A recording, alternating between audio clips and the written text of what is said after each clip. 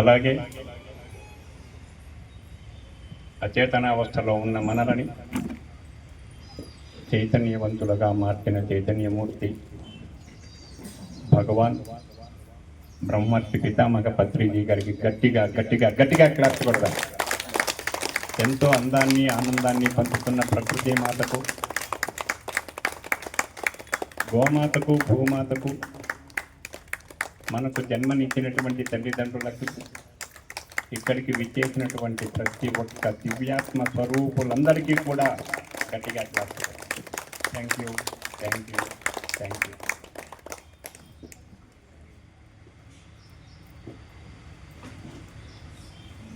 మన PS system గురించి ఇక్కడ ఉన్నవారికి ఎంత మాత్రం తెలుసు? అసలు పిఎస్ సిస్టమ్ అంటే ఏమిటి?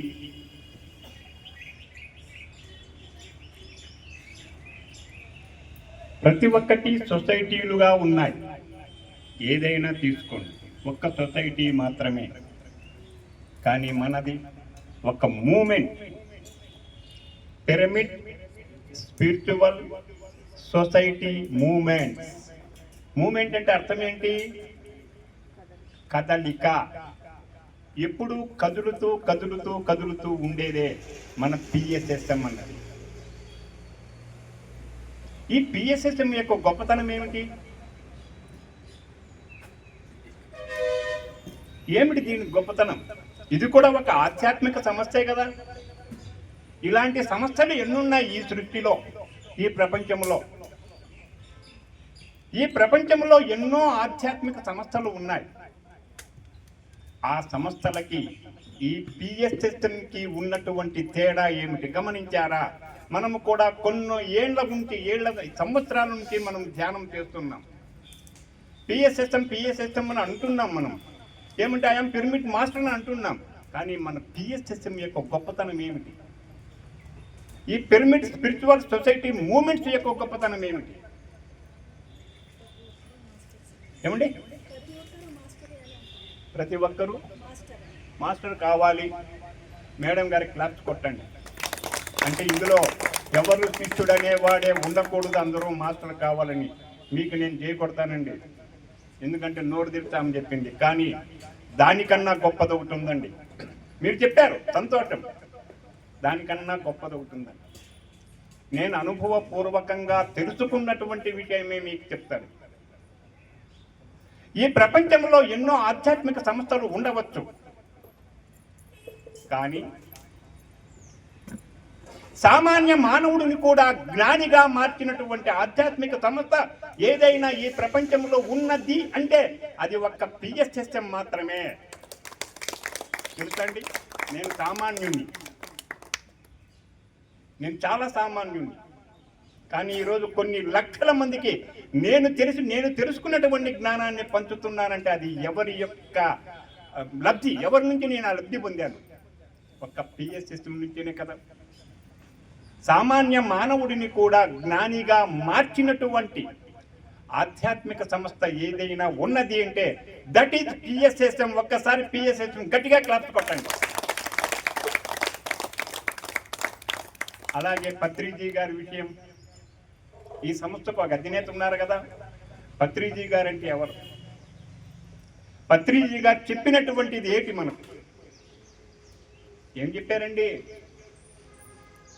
మామూలుగా ఏ గురువు అయినా కూడా, మనకు గురువులు ఉన్నారు చాలామంది, ఒక్కరిని మనం ఏం మాట్లాడేకి లేదు. ఎవరెవరి స్థితి వారిది.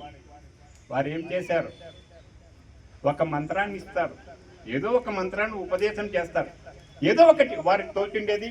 వీడికి ఏదైతే కావాలో ఆ శిష్యుడికి దాన్నే ఇస్తారు వాళ్ళు. దాన్ని కూడా మనం తప్పుపట్టకూడదు. అదే మన పత్రిజీ గారు మనకు 3 అందించారండి. ఏటివా 3? ఒకటి మంత్రం ఇచ్చారు, ఒకటి యంత్రం ఇచ్చారు, ఇంకొకటి తంత్రం ఇచ్చారండి. మంత్రం ఏమిటి? ఆ మంత్రము పేరే శ్వాస మీద ధ్యాస. 6 అక్షరములు కలిగినటువంటి మంత్రము. తారక మంత్రము కన్నా విశిష్టమైనటువంటి మంత్రము. ఆ తారక మంత్రము శ్రీరామనామము తారక మంత్రం. శ్వాస మీద ధ్యాస ఎన్ని అక్షరాలండి? ఆరకరాలే కదా, సరిపోయిందా లేదండి? తారక మంత్రం కన్నా గొప్పదంటారా కాదంటారా? దాంతో సమానమైనది అనుకుందాం అనుకోండి. ఇక యంత్రం ఏమిటి? యంత్రం ఒకటి ఇచ్చారండి, మీరు ఎవ్వరూ కూడా మీరు గమనించలేదు. మీరు తెలుసుకోండి, ఆనందపడండి. ఆ యంత్రము పేరే పిరమిడ్. ఇచ్చారా లేదండి? యంత్రమే కదా పిరమిడ్. ఇప్పుడు మామూలుగా ఒక టమోటా పండు ఫ్రిడ్జ్లో పెడితే 3 రోజులు 4 రోజులు ఉండొచ్చండి, లేని తర్వాత వెళ్ళిపోతుందండి. ఈ పిరమిడ్ కింద ఒక టమోటా పండు పడితే ఈ రోజు ఏ విధంగా ఉందో పెట్టినప్పుడు అంత ఇదిగా వారము 10 రోజులైనా ఉంది అంటే అది యంత్రం అంటారా కాదంటారండి? ఇప్పుడు మనం వెళ్తామండి, ఇక్కడ కూర్చొని మనం ధ్యానం చేసాం, మాట్లాడుకుంటే ఇది వేరు. పిరమిడ్ కిందికి పోతే ఎంత శక్తి వస్తుందంటే అది యంత్రం అంటారా కాదంటారా? కాదండి. ఒకటి మంత్రము, 2 యంత్రము, 3 తంత్రము. తంత్రం అంటే ఏంటండి? ఏంటి తంత్రం అంటే? మనకు వచ్చే అనుభవాలే తంత్రాలండి, అవునా కాదండి? ఈ 3 ఇచ్చారా లేదండి? ఈ 3 ఇచ్చారా లేదా? ఎంత గొప్పవారండి గురువు గారు, అవునా కాదండి?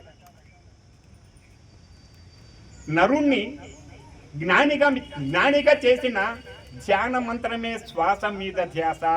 మన అందరినీ కూడా అంతో ఇంతో ఆత్మ జ్ఞానాన్ని ప్రసాదించేది ఏదైనా ఉన్నది అంటే అది శ్వాస మీద ధ్యాస మాత్రమే. ఈ నరుణ్ణి, అవునా కాదండి? వానరుణ్ణి జ్ఞానిగా మార్చిన తారక మంత్రము శ్రీరామనామము. ఈ నరుణ్ణి జ్ఞానిగా మార్చిన ధ్యాన మంత్రం శ్వాస మీద ధ్యాస, అవునా కాదండి? ఎంత గొప్పవారండి, ఎంత గొప్పగా చెప్పారండి మన గురువు గారు, అవునా? రాతిని నాతిగా చేసిన పాదము శ్రీరామ పాదము, మనిషిని జ్ఞానిగా చేసిన పదము పత్రిజీ పదం అండి. That is Patriji. ఇంతకన్నా ఏం కావాలండి మనకు? ఏమన్నా కావాలా? ఏ గురువైనా 3 ఇచ్చారా మనకు? చాలా మంది ఉపదేశం తీసుకున్న వాళ్ళు ఉన్నారు. అక్కడికి వెళ్తే ఓం నమ శివాయ, లేదంటే నారాయణాయ, లేదంటే గాయత్రం ఓం బోర్బో 24 అక్షరాల మంత్రం, ఏదో ఒక మంత్రాన్ని వాళ్ళు ఉపదేశించారు. ఒక్కటే ఇచ్చారు. మన గురువు గారు 3 ఇచ్చారండి. ఏటి 3? మీరు మర్చిపోకూడదండి. నేను చెప్పినటువంటివి ఏవి కూడా మీరు మర్చిపోకూడదు. అద్భుతమైనటువంటి అనుభవాలు. ఈ అనుభవాలే ఒక క్లాస్ నాది. ఎటువంటి 3? ఒక మంత్రము, ఒక యంత్రము, ఒక తంత్రము. మంత్రమే శ్వాస మీద ధ్యాస, యంత్రమే పిరమిడ్, తంత్రమే మన అనుభవాలండి. తంత్రం అంటే ఏమండి? ఇట్లా ఏదో చేసేదంటే మనకు వచ్చిన అనుభవాలు చెప్పండి. అద్భుతంగా ఇవే ఒక తంత్రాలు, అవునంటారా కాదంటారా? ఎంత గొప్పదండి మంది, ఎంత గొప్పగున్నామండి చెప్పండి. ఇంతకన్నా ఏ సొసైటీ ఉంది? అందుకే దీన్ని స్పిరిచువల్ సొసైటీ మూమెంట్స్ అంటారండి. మంది కదలిక కదలిక కదలిక, ప్రతి ఒక్కరిలోనూ ఒక కదలిక తీసుకొని రావడమే. ఇప్పుడు మా మిత్రుడు భాస్కర్ మొన్ననే స్టంట్ ఇచ్చారు, 6 నెలల క్రితం స్టంట్ ఇచ్చారు అబ్బాయికి. నేనే ధ్యానం చెప్పింది కూడా. 22 సంవత్సరాల నుంచి ధ్యానంలో ఉన్నాడు. కాకపోతే ఒక్కటే ఒక పొరపాటు చేసుకుంటూ వచ్చినారు ఆయన. ఏమంటే ఏదైతే మనం తీసుకోకూడదో దాన్ని తీసుకుంటూ వచ్చారు. కానీ ఇప్పుడు ప్రతి ఒక్కరికి, నిన్న ఎవరికో ఆటోలో వస్తుంటే ఆటోలో చెప్తున్నారు, నేను రోజుకి 1000 రూపాయలు సంపాదిస్తాను, రేపు ఆదివారము మాకు ఇంత ఖర్చు అవుతుందంటే నువ్వు చేస్తున్న పని అదేనే చెడు పని అంటారు. ఎంత ఆనందమైందో, ఎంత అనుభవాలు పొందాడు అబ్బాయి మళ్ళీ. ఇవన్నీ కూడా కదలికే కదా, ఒక్కరి నుంచి ఒకరికి మూమెంట్, ఒక విజృంభణ అనుకోండి, ఇది విస్ఫోటం అనుకోండి, ఇది విస్ఫోటనమే మంది.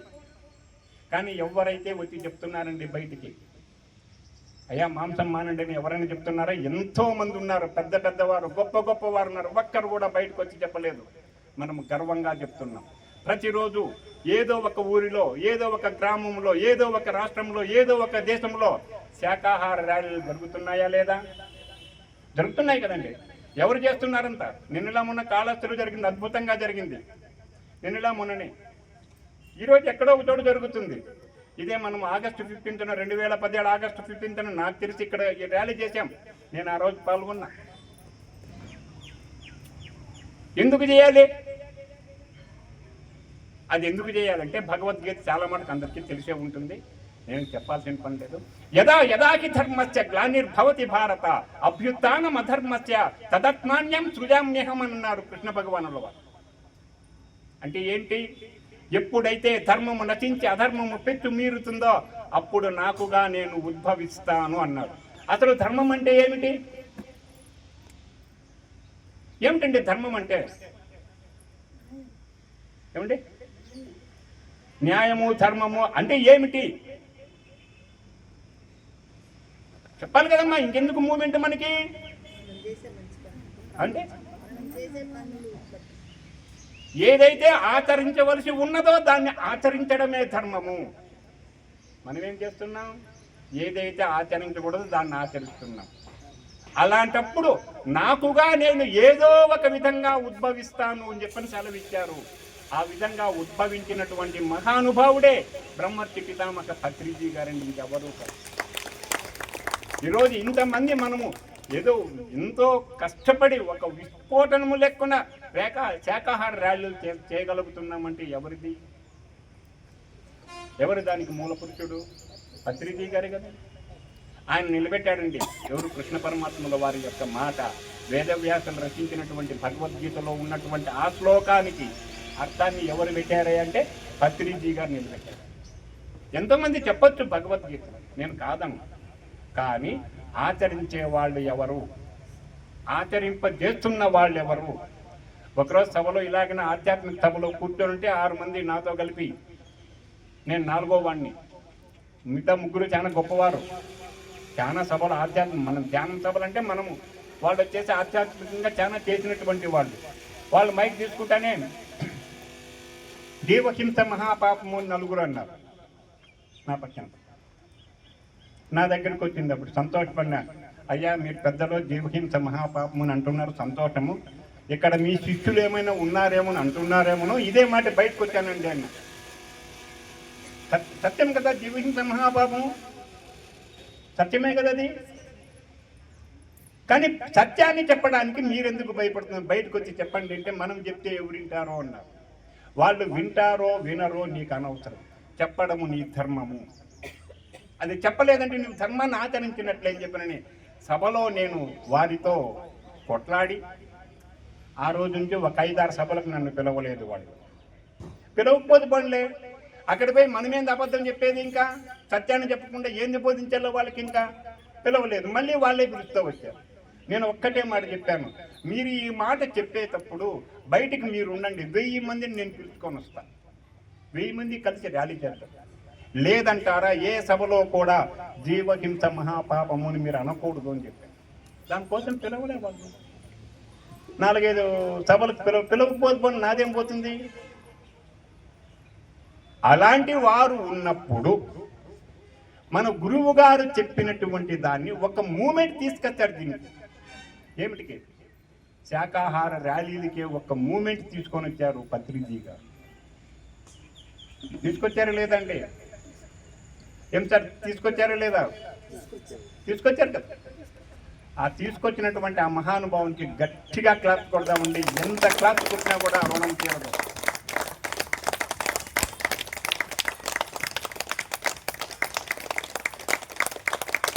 ఇప్పుడు సార్ ఒక మాట చెప్పారు, నా కళ్ళలో నీళ్ళు వచ్చాయి ధ్యానం చేసేటప్పుడు. జైపాల్ రెడ్డి గారు, కాయపు తూపురిలో గని ఉన్నది అన్నారు. ఎవరో అన్నమాచార్యులు వారు చెప్పినటువంటి కీర్తన. గనుంటే మనం ఏం చేయాలి? గనుంది ఆయన చెప్పినాడు. ఉన్న గనిని మనకు దొరకకుండా ఎవరు చేస్తున్నారు? ఇప్పుడే ఇక్కడ కూర్చున్నప్పుడు కళ్ళ కొద్దీ నీళ్ళు వచ్చాయి, కళ్ళల్లో నీళ్ళు కారుతున్నాయి.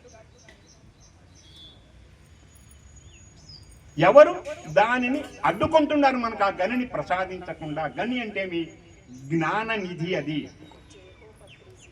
జ్ఞానం మనలోనే ఉన్నది.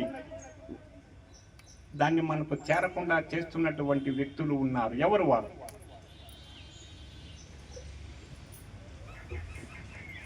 ఎవరు? ఆయన ఏం చెప్పినాడు? సార్ కూడా చెప్పారు. ఎవరు సార్ మనకు ఆ గనిని దొరకకుండా చేస్తున్నది?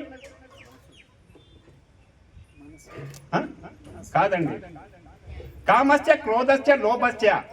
నరకానికి ముఖ్య ద్వారములు ఏమిటే? కామము, క్రోధము, లోభము అని చెప్పనని. నరకం ఎవరు కప్పుతుందండి? అజ్ఞానములో ఉన్నవారికే నరకము, జ్ఞానములో ఉన్న వారికి నరకము ఎక్కడ ఎటువంటి పరిస్థితుల్లోనూ ఉండదు. కామము, క్రోధము, లోభము అన్న ఆ మూడు కూడా నరకానికి మహద్వారాలు అని చెప్పని ఉద్దేశంతో, అది కూడా భగవద్గీతలోదేనండి చెప్పారు. ఆ మూడు మనలో ఉన్నాయి కాబట్టే మనము ఆ గని దగ్గరకు చేరుకోలేకపోతున్నాము. దానికి ఏం చేయాలి? శ్రవణము, మననము, నిధిధ్యాసన, సాక్షాత్కారము, 4 అండి.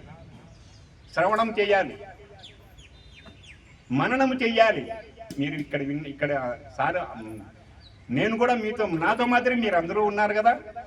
జైపాల్ రెడ్డి గారు చెప్పిన మాట మీరు ఎందుకు చెప్పలేదు? ఎందుకు చెప్పలేదండి? మీరు విన్నారైతే ఎంతమంది విన్నారా మాట? కాయపు టూపురులో గని ఉన్నది అన్నమాట ఎంతమంది విన్నారు?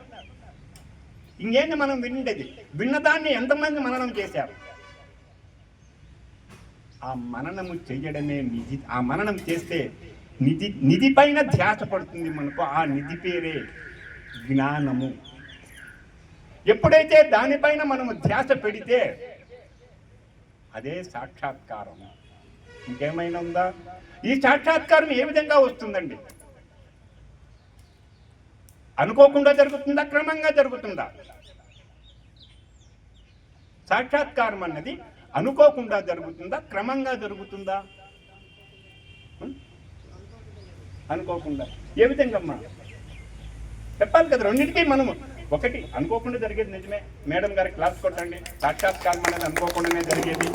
ఒకసారి పాదాలు, ఒకసారి నడుము, ఒకసారి ముఖము, ఒకసారి తల లేదు, అనుకోకుండా జరిగేది సాక్షాత్కారం. గ్రేట్ మాస్టర్ మేడం గారి క్లాస్ కొడదాం. కానీ అదే క్రమంగా అంటే అది చెప్పాలి కదా. ఇప్పుడు ఉదాహరణకి మనం వేప చెట్టు కింద ఉన్నాం. ఒక పెద్ద కాయ ఉంది, వేపకాయ ఉంది. ఆ వేపకాయ అనుకోకుండా కింద పడుతుందా, క్రమంగా కింద పడుతుందా? ఒకరోజు 1 అడుగు, ఒకరోజు 2 అడుగులు, ఒకరోజు 3, ఆఖరికి భూమి మీదకి వస్తుందా అండి? అనుకోకుండానే పడుతుంది కదా. మరి క్రమంగా ఏం జరుగుతుంది? క్రమంగా అంటే మొట్టమొదట ఒక పూత, పిందె, కాయి, పండు అయి పడుతుంది. ఈ క్రమము అన్నది సాధన. సాక్షాత్కారం అన్నది అనుకోకుండా జరిగేదే సాక్షాత్కారము. క్రమము అన్నది సాధన. మనకు అంతే. క్రమంగా సాధన చేసుకుంటూ పోతే మనము కూడా పండు మాదిరి కింద పడతాము. ఆ సాధన ఉండాలంటారా, వద్దంటారా? ఉండాలి కదండి. సాధన లేకపోతే అదేనండి. ఇంకో విషయం కూడా చెప్తాను. దీని విషయమే. ఇప్పుడు మామిడి పళ్ళు సీజన్, మామిడికాయలు సీజన్. మామిడి చెట్టులో ఏదో ఒక పండు మాగింటుందండి. అన్ని మాగింటాం. పైన కిటార కొమ్మను ఉన్నటువంటి పండు మాగింటుంది. మిగతాటవన్నీ మాగింటాం. కారణం ఏమండి? ఫస్ట్ పూత అవుతుంది. ఇక్కడ కారణం ఏమంటే మీకు కొంచెం ఎదగాలమ్మా, స్థితిని పెంచుకోవాలి. మీరు మొట్టమొదట పూత వస్తుందండి. మామిడి పూత పూసినప్పుడు చూస్తే చెట్టు ఏమన్నా విరిగిపోతుందేమో అన్నంతగా పూత ఉంటుంది. ఉంటుందా, ఉండదా? ఆ పూతలో కొన్ని రాలిపోతాయి, కొన్ని పిందెలు అవుతాయి. పిందెల్లో కూడా కొన్ని రాలుతాయి, కొన్ని కాయలు అవుతాయి. కాయలైనా కొన్ని పీకేస్తాం, నాగు పెడతాం. 1, 2 పైన ఉన్న అందనటువంటివి పండు అవుతాయి. కారణం ఏంటి? ఎప్పుడైతే ఆ పిందె పూత పిందెగా మారి పిందె కాయ అయి చెట్టు కొమ్మన ఉండి చెట్టునే అది నమ్ముకొని ఉన్నది కాబట్టే అది పండు అయింది. కానీ లేకపోతే అవుతుందండి, వీటితో మాదిరి రాలిపోవాల్సింది కదా. అది కూడాను చెట్టును నమ్ముకుంది అది. మనము అలాగే గురువు గారిని నమ్ముకుంటే, ఒక గురువును మనం ఆశ్రయిస్తే, ఒక గురువుని ఎవరైనా కావచ్చు. నేను పత్రిజీని అని చెప్పను. ఎందుకంటే నాకు నచ్చిన గురువు నా పత్రిజీ. నేను వారినే నమ్మని నేను చెప్పను. అది ఎవరెవరు అభిప్రాయం వారికి.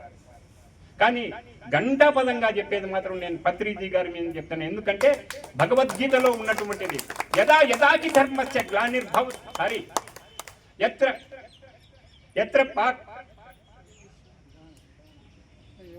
ఎత్ర యోగీశ్వర కృష్ణో ఎత్ర పార్థో ధనుర్ధరక తత్ర శ్రీ విజయోర్భూతిర్ నీతిర్ మతిర్మమ అన్నటువంటి శ్లోకం ఆఖరి శ్లోకం ఉంది కదండి. అంటే అర్థమేమి? ఎక్కడైతే యోగీశ్వరుడైనటువంటి కృష్ణుడు, ధనుర్ధారి అయినటువంటి అర్జునుడు ఉంటే అక్కడ విజయము, నీతి, ధర్మము అన్నీ ఉంటాయి అని చెప్పిన ఆఖరి శ్లోకంలో చెప్పబడి ఉంది. నా ఉద్దేశంలో ఏమంటే, ఎత్ర యోగీశ్వర పత్రిజీ ఎత్ర ధ్యానో ధనుర్ధరక తత్ర శ్రీ విజయోర్భూతి నీతిర్మతిర్మమ. ఎక్కడైతే యోగీశ్వరుడైనటువంటి పత్రిజీ గారు, ఎక్కడైతే ధ్యానమన్న ధనుస్సును ధరించినటువంటి ధ్యాని ఉంటారో అక్కడ వాడికి అన్నీ విజయాలి అని చెప్పని అంత నమ్మినటువంటి వ్యక్తిని నేను. నాకు అందుకే పత్రిజీ గారంటే అంత అభిమానము, అంత గౌరవం. ఇప్పుడు మీరు నమ్ముతారా? మళ్ళా నమ్ముతున్నారా? ఈ గురువుని నమ్ముతుంటే ఏమవుతుందంటే, గురువు గారి యొక్క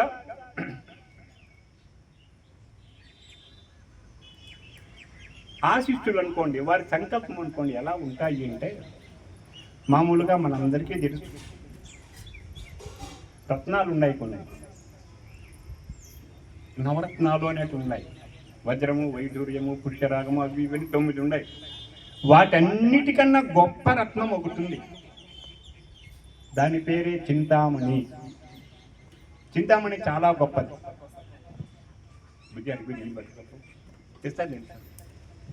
చింతామణి చింతామణి లోక సుఖం. చింతామణి అన్నది మనకు దొరికినట్టయితే లౌకికమైన సుఖాలన్నీ అనుభవిస్తామంటండి మన దగ్గర ఉంటే కనుక. అది అవసరమా? దానికన్నా గొప్పది ఒకటి ఉందండి. సురద్రుహు స్వర్గ సంపదాం అంటే దేవతల యొక్క వృక్షమైనటువంటి దేవతా వృక్షం ఏంటి?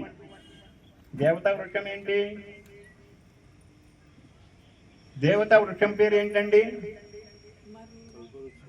ఏమండి? సార్ క్లాప్స్ కొట్టండి. కల్పవృక్షమిగిన మన దగ్గర ఉంటే స్వర్గ సంపదలన్నీ మన దగ్గరకు వస్తాయంటండి. ప్రయచ్చితే గురుప్రీతో. కాకపోతే దానికన్నా గొప్పది ఏంటయ్యా అంటే, గురువు ప్రీతిపాత్రుడు అయితే. ఎప్పుడవుతాడు గురువు ప్రీతిపాత్రుడు? ఎప్పుడవుతారండి? గురువును సంతోష పెట్టాలా వద్దా? గురువు ప్రీతి కలగాలా వద్దా గురువుకో? ఎప్పుడవుతాడు? ఎప్పుడైతే గురువు చెప్పిన మాటను మనం ఆచరిస్తూ ఉంటామో అప్పుడు గురువు ప్రీతి కలుగుతుంది గురువుకు. ఆయన ఏం చేస్తాడు? మనకు చింతామణి కన్నా గొప్పది కల్పవృక్షము కన్నా గొప్పది గురువు సంతోషపడము, ప్రీతిపాత్రుడు కావడం. అప్పుడేమవుతుందండి? వైకుంఠం యోగి దుర్లభం. యోగులకు కూడా దుర్లభమైనటువంటి వైకుంఠ పదాన్ని మనకు అందించేవాడు ఎవరైనా ఉన్నారంటే వారి గురుదేవులు, ఆ కోవకు చెందిన వారే పత్రిజీ గారు. అర్థమైందండి? ఇప్పుడు ఏం చేయాలి మనము? ఏమండి? ఆచరించాలి. అవునా కదా? సార్ ఏం చెప్పాడు? నా పాదాలు పట్టుకోకండి, నా పదాలు పట్టుకోండి. ఎంత గొప్ప మాట చెప్పారు! చాలా గొప్ప మాటే కదా అది. నా పాదాలు అక్కర్లేదే, నా పాదాలు ఎందుకు పట్టుకుంటారు? నా పదాలు పట్టుకోండి. అందుకేనండి చింతామణి లోక సుఖం, సురద్రుకు స్వర్గ సంపదాం, ప్రయచ్చితే గురు ప్రీతో వైకుంఠం యోగి దుర్లభం. మనకు వైకుంఠం కావాలంటారా వద్దంటారా? వైకుంఠం అంటే ఏమిటి? శ్రీ మహావిష్ణువు ఉండే స్థలమనే కాదండి. వైకుంఠం అంటే తిరిగి రానటువంటి ప్రదేశమే వైకుంఠం. తిరిగి రావాల్సిన అగత్యం లేదండి. మీరు వైకుంఠ పాలి ఏం చెప్పిన పాములు పట్ట ఆడుతూనే ఉంటారు. మీరు ఉండదు కదమ్మా. ఎన్ని గళ్ళు ఉంటాయి మీకు? ఆడుంటారు కదా మీరు అందరూ, ఆడు ఎన్ని గళ్ళు ఉంటాయి? ఊరికైనా ఆడడం కాదమ్మా, వదిలేండి. వంట చేసేటప్పుడు కూరలో రుచి చూడకుండా ఏమైనా చేస్తారా మీరు? రుచి చూడకుండా చేయండి అయితే వంటలు కూడాను. ఏమండి? కాదు, 11 × 11 11 121 గళ్ళు ఉంటాయండి. అంటే 11 అంటే ఏంటండి? మన పెద్దలు పెట్టిండే ఆటలలో ఎంతో అద్భుతమైనటువంటి రహస్యాలు ఉన్నాయి. అది కనుక్కోలేక మనం చూస్తున్నాం, ఆడుతున్నాం. అంటే 11 × 11 121. 11 అంటే ఏంది? ఏకాదశి. 121 ఏకాదశులు ఎవరైతే చేస్తారో వారు వైకుంఠానికి వస్తారా ఎదవల్లారా అని చెప్పి మనకు దాంట్లో పెట్టినారండి. ఎవరైనా గమనించారండి? మీరు గమనించండి, వెళ్ళి గమనించండి. ఇప్పుడు ప్రతి ఒక్క దాంట్లోనూ ఒక లౌక్యము, ఒక సత్యము, ఒక జ్ఞానాన్ని ఇచ్చారండి మనకు. మనం ఊరికనే ఆడండి చేయరా. 4 పెద్ద పాము చంపా, కర్కోటకుడు వాడి పేరు. ఎక్కడికి వస్తాం? వాడు కర్కోటకుడు మింగితే మళ్ళీ కిందకు మరి మొదటికి వస్తాం కదా. మళ్ళీ 5 పడితేనే చిన్న పాము, నిచ్చుని చిన్న పాము, చిన్న నిచ్చుని ఎక్కుతాం. దాని పక్కన ఒక చిన్న పాము ఉంటుంది. మళ్ళా ఒక 10 వేస్తేనే ఒక కొంచెం పెద్ద నిచ్చుని ఎక్కుతాం. దాని పక్కన ఒక పాము. పరమపద సోపాన పటము, దాని పేరే పరమపదము. ఉంటేమి పదము ఉంటే స్థానము. ఈ స్థానానికి ఇతరమైనటువంటి స్థానం ఏదుంది? ఆ వైకుంఠమే, అదే పరమపదము. దాన్ని మనమైతే ఏదేదో ఆడుకుంటున్నాం, పోతున్నాం, చేస్తున్నాం. ఆ వైకుంఠ పదానికి పోవాలన్నా కూడా ఒక గురువు అనుగ్రహం అనేది ఉంటేనే మనము పోగలము, లేకపోతే మనతో కాదండి. గురువు అనుగ్రహం మన మీద కలగాలి అంటే ఏముండాలి?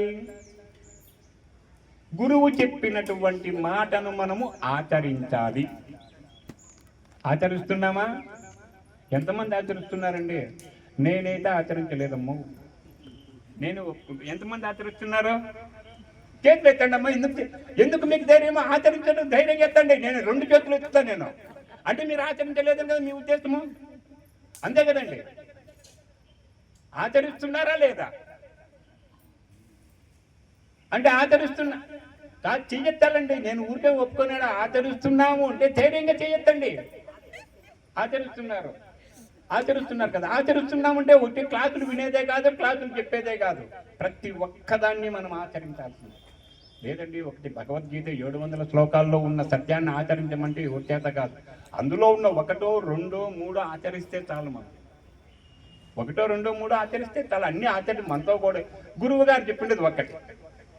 మనలోనే ఉన్నారండి, వస్తారు. శాకాహారం అమృతాహారం అంటారు, గట్టిగా అరుస్తారు అందరికన్నా. చాలా మంది నేను చూశాను.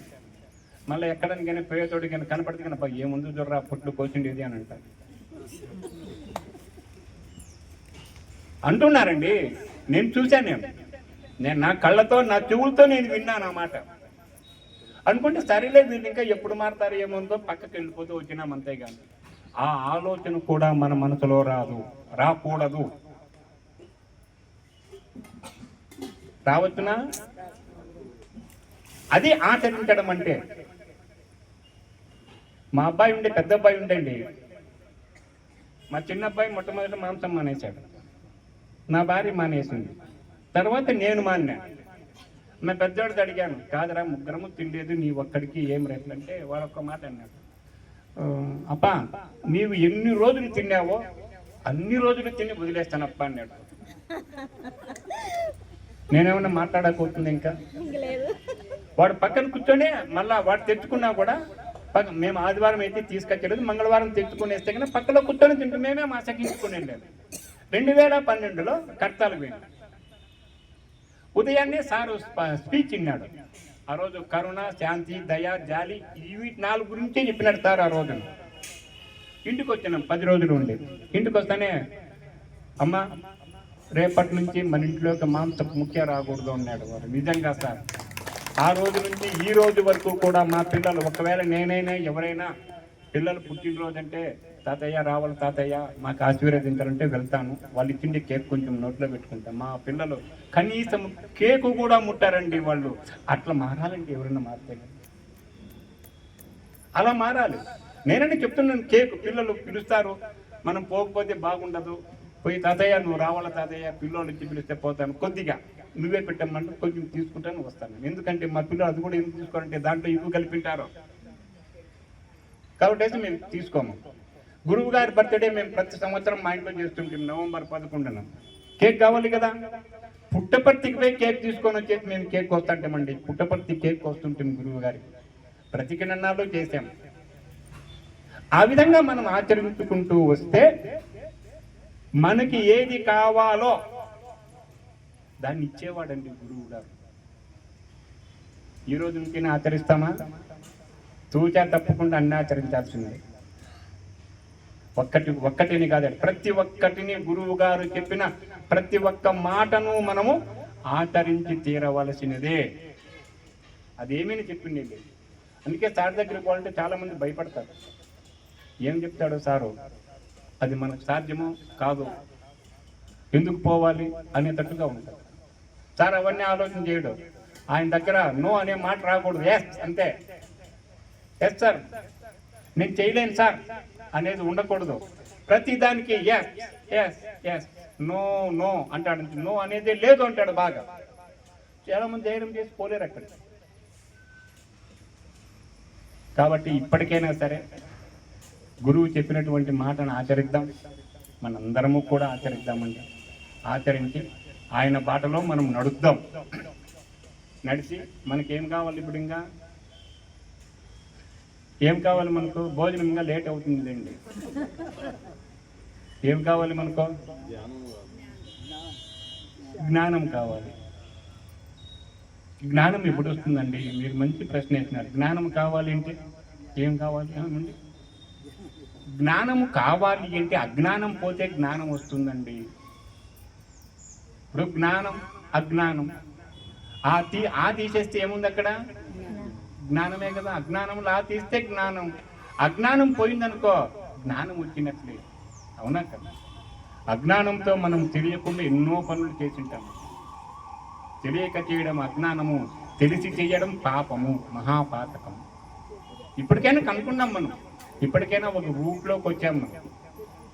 ఎంతో కొన్ని కోట్ల మంది, నాకు తెలిసి 80% శాకాహారులుగా మారారండి. ఇప్పుడు మన భారతదేశంలో 80% శాకాహారులయ్యారు. కారణం కూడా పత్రిజీ గారే, ఇంకా వేరే ఎవరితోనూ కాలేదు. వచ్చారు చాలా మంది వచ్చారు, కానీ ఎవ్వరూ చేయలేకపోయారు ఆ పని. చేసిండేది ఒక మన పిఎస్ఎస్ఎం మాత్రమే చేసిందని గర్వంగా చెప్పుకోవచ్చు. పిఎస్ఎస్ఎంకు ఎన్నో విధాలుగా జోహార్లు పలకచ్చు. రాధాకృష్ణ గారు వస్తున్నారు, ఒకసారి గట్టిగా క్లాస్ కొడదామండి. సోమలతా మోడీ గారికి, రాధాకృష్ణ రెడ్డి గారికి, ఎందుకంటే మన ప్రెసిడెంట్ గారు. Hello. So pyramid spiritual society moment Wanaparthy జిల్లా అధ్యక్షులు ఆర్ రాధాకృష్ణారెడ్డి గారు మరియు ఉపాధ్యక్షులు స్వర్ణమాల గారు, వారిని వేదిక మీదకి రావాల్సిందిగా కోరుచున్నాం. నమస్తే సార్, అందరికీ నమస్తే.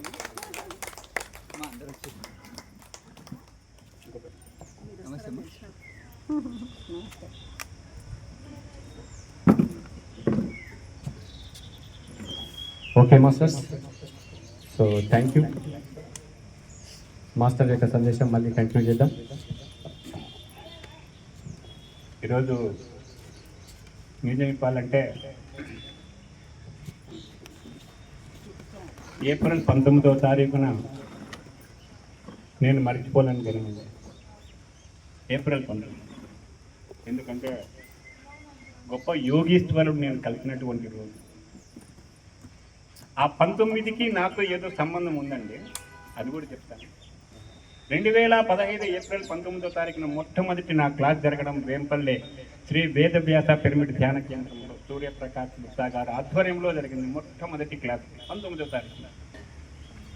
2015 ఆగస్టు 19వ తారీఖున పత్రిజీ గారు మా ఊరిలో సభ ఏర్పాటు చేస్తే 3000 మంది జనము కలిసి 3000 మంది మాస్టర్స్ కలిపాము అక్కడ. అద్భుతమైనటువంటి క్లాస్ జరిగింది. మా జిల్లాలో అది పెద్ద క్లాస్. అది ఆ 19 మర్చిపోలేము. ఇప్పుడు మొన్న పోయినటువంటి ఏప్రిల్ 19 గురువు గారిని కలిశాను, రాధాకృష్ణారెడ్డి గారిని మేడం అమ్మగారిని ఇద్దరిని కలిసాను. చాలా చాలా 19కి నాకు అయితే సంబంధం ఉంది. అదేవిధంగానే సెప్టెంబర్ 19వ తారీఖున వద్ద డ్రామాలో నేను కృష్ణుని వేషం వేశాను ఒకటి. అన్నీ 19 వచ్చినాయండి. నాకు ఎందుకోను ఆ 19కి నాకు ఏదో కనెక్షన్ ఉంది. మొత్తానికి నేను ఇంటికి పోయినాక ఆలోచన చేశాను, 19 కలిసాం కదా సార్తో, అన్నీ 19లో ఉన్నాయి, ఎందుకు ఇట్లా అని చెప్పాను. అలాగే అమ్మా, ఈ ధ్యానం మనకి ఏం నేర్పిస్తుందమ్మా?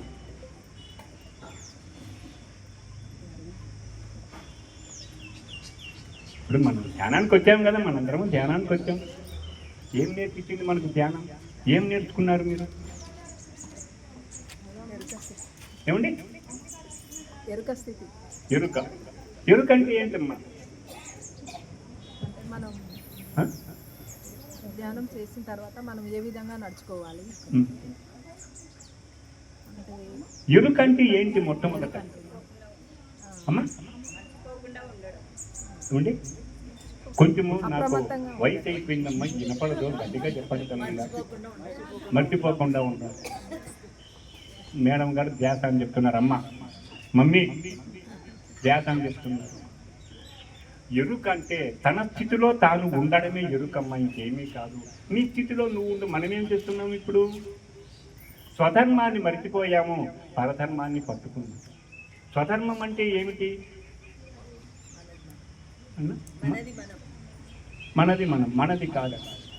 స్వధర్మం ఉంటే ఆత్మధర్మాన్ని మరిచాము, శరీర ధర్మాన్ని పట్టుకున్నాం. అది అందరము ఒకటే. ఒకసారి అద్దం ముందర మనం వెళ్తే ఏం కనపడుతున్నాం మనకు? ఏం కనపడుతుంది? మన ప్రతిబింబం. అవునా కాదా? అందరిలోనూ ఆ ప్రతిబింబం చూస్తే అందరిలో నువ్వు ఉంటావో ఉంటారా అంటే మనం ఉంటామో ఉండమా అండి? అవునా కాదు? ఇక్కడ మనకు నేనే అంత, ఆత్మే పరబ్రహ్మ, అది కదా సార్, నేనే అంతా అన్నారు. నేనే అంతానా, అంతా నేనేనా? ఒకసారి ఆలోచన చేయండి. జ్ఞాన నవరత్నాల్లో నేనే అంతానా, అంతా నేనేనా? అవునా కదా?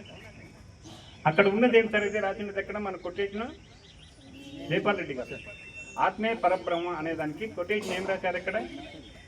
అంతా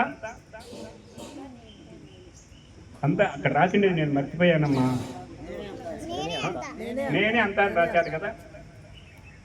నేనే అంతానా, అంతా నేనేనా?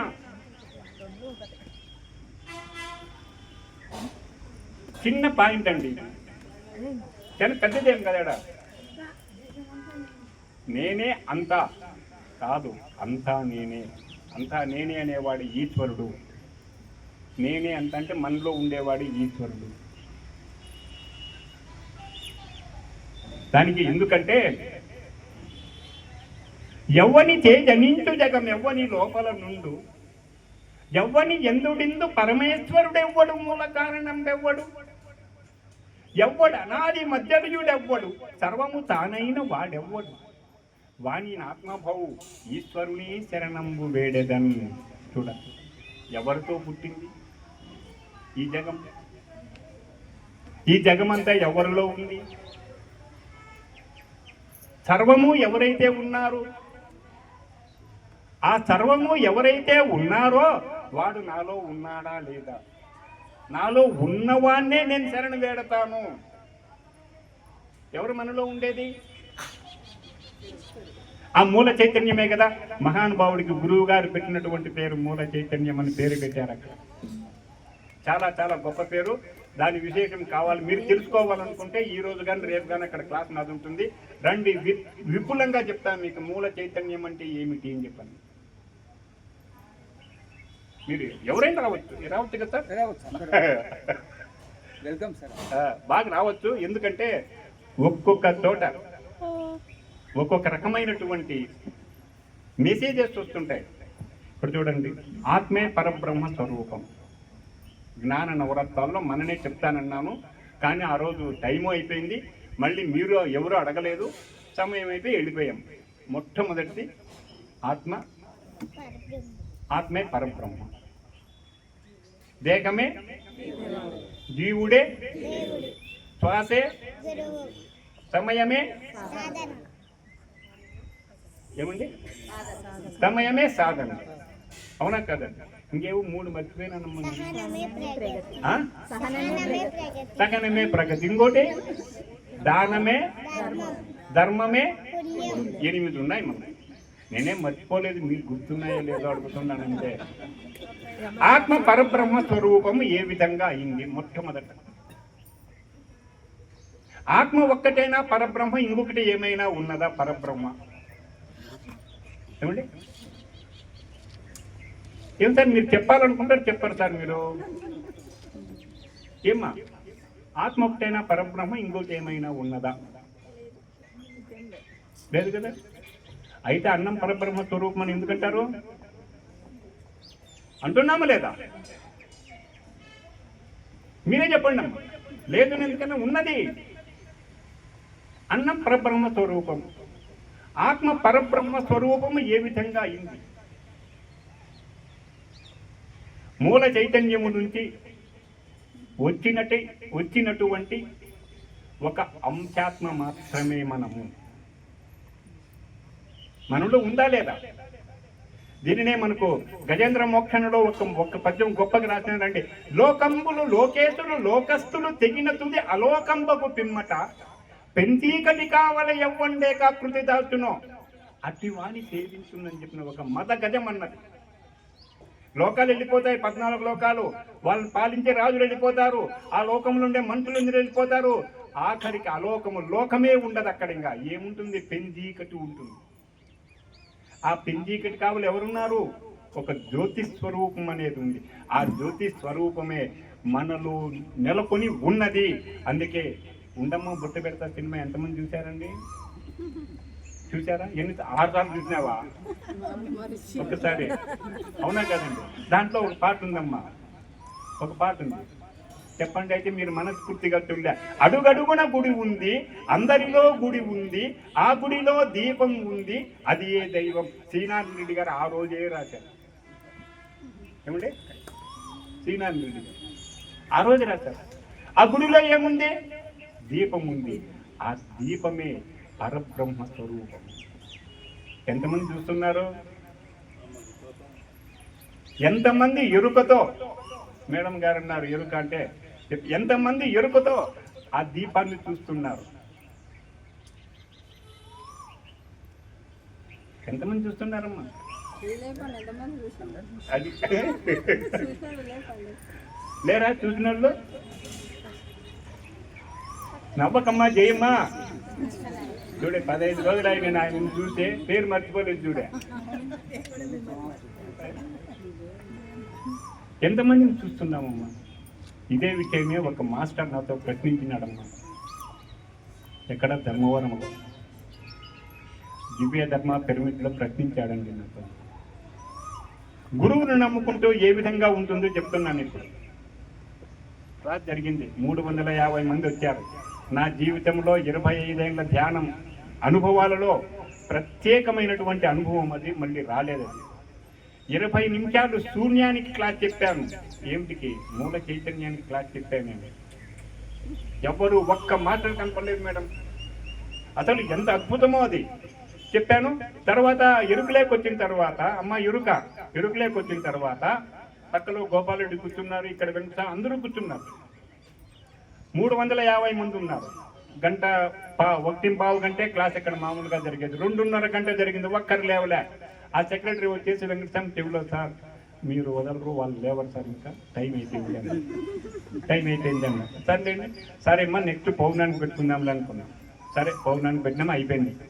అప్పుడు ఒక అబ్బాయి ఇచ్చారు, గవర్నమెంట్ టీచర్ అతను, కాశీ. చూశాను, మీరు కాశీ ఇస్తున్నారు.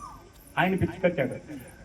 సార్ ఏదో ప్రశ్న ఉంది, సమాధానం కావాలంట సార్ అన్నాడు.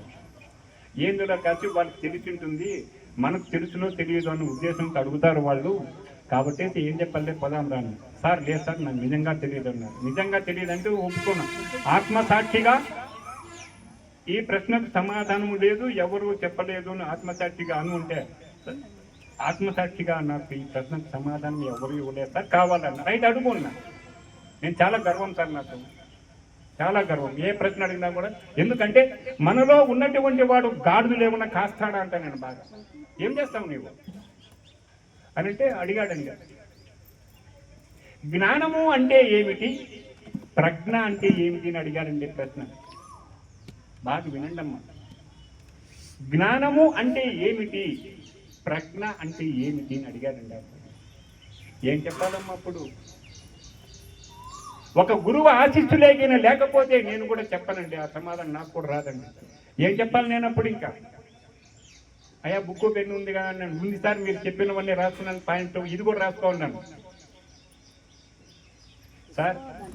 గురువు గారు అమ్మ గురువు గారు దయనేది మనకుంటే అప్పుడు వస్తున్న ఏమొచ్చిందంటే, జ్ఞానము అంటే ఆధ్యాత్మికము, ప్రజ్ఞ అంటే ఎరుకమ్మ, ఎరుక అంటే ప్రజ్ఞమ్మ తల్లి అన్నానండి. నిజంగా ఎంత గొప్ప మాట ఉంది.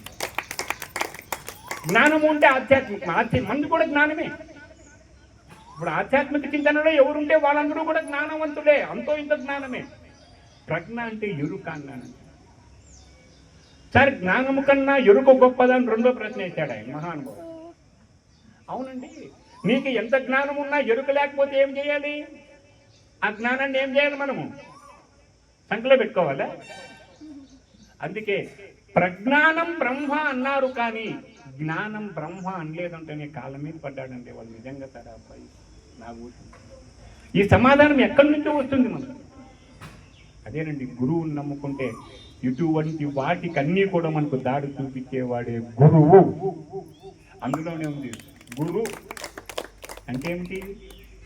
అజ్ఞానాన్ని పారద్రోలేవాడే గురువు అన్నది మనం మగుటంగా గురువు అని పెట్టుకున్నామంటే గురువుని అర్థం. గు అంటే అజ్ఞానము, గు అంటే పారద్రోలేవాడు. ఇప్పుడు జ్ఞానం కావాలి అని సార్ అని ఇప్పుడు ఇంకా ఎందుకు వచ్చాం మనం, ఎందుకు చేయాలి? జ్ఞానం కోసమనే. జ్ఞానం ఎట్లా వస్తుంది మనకు? అజ్ఞానం పోతే జ్ఞానం వస్తుంది, అజ్ఞానం ఉంటే జ్ఞానం వస్తుందా?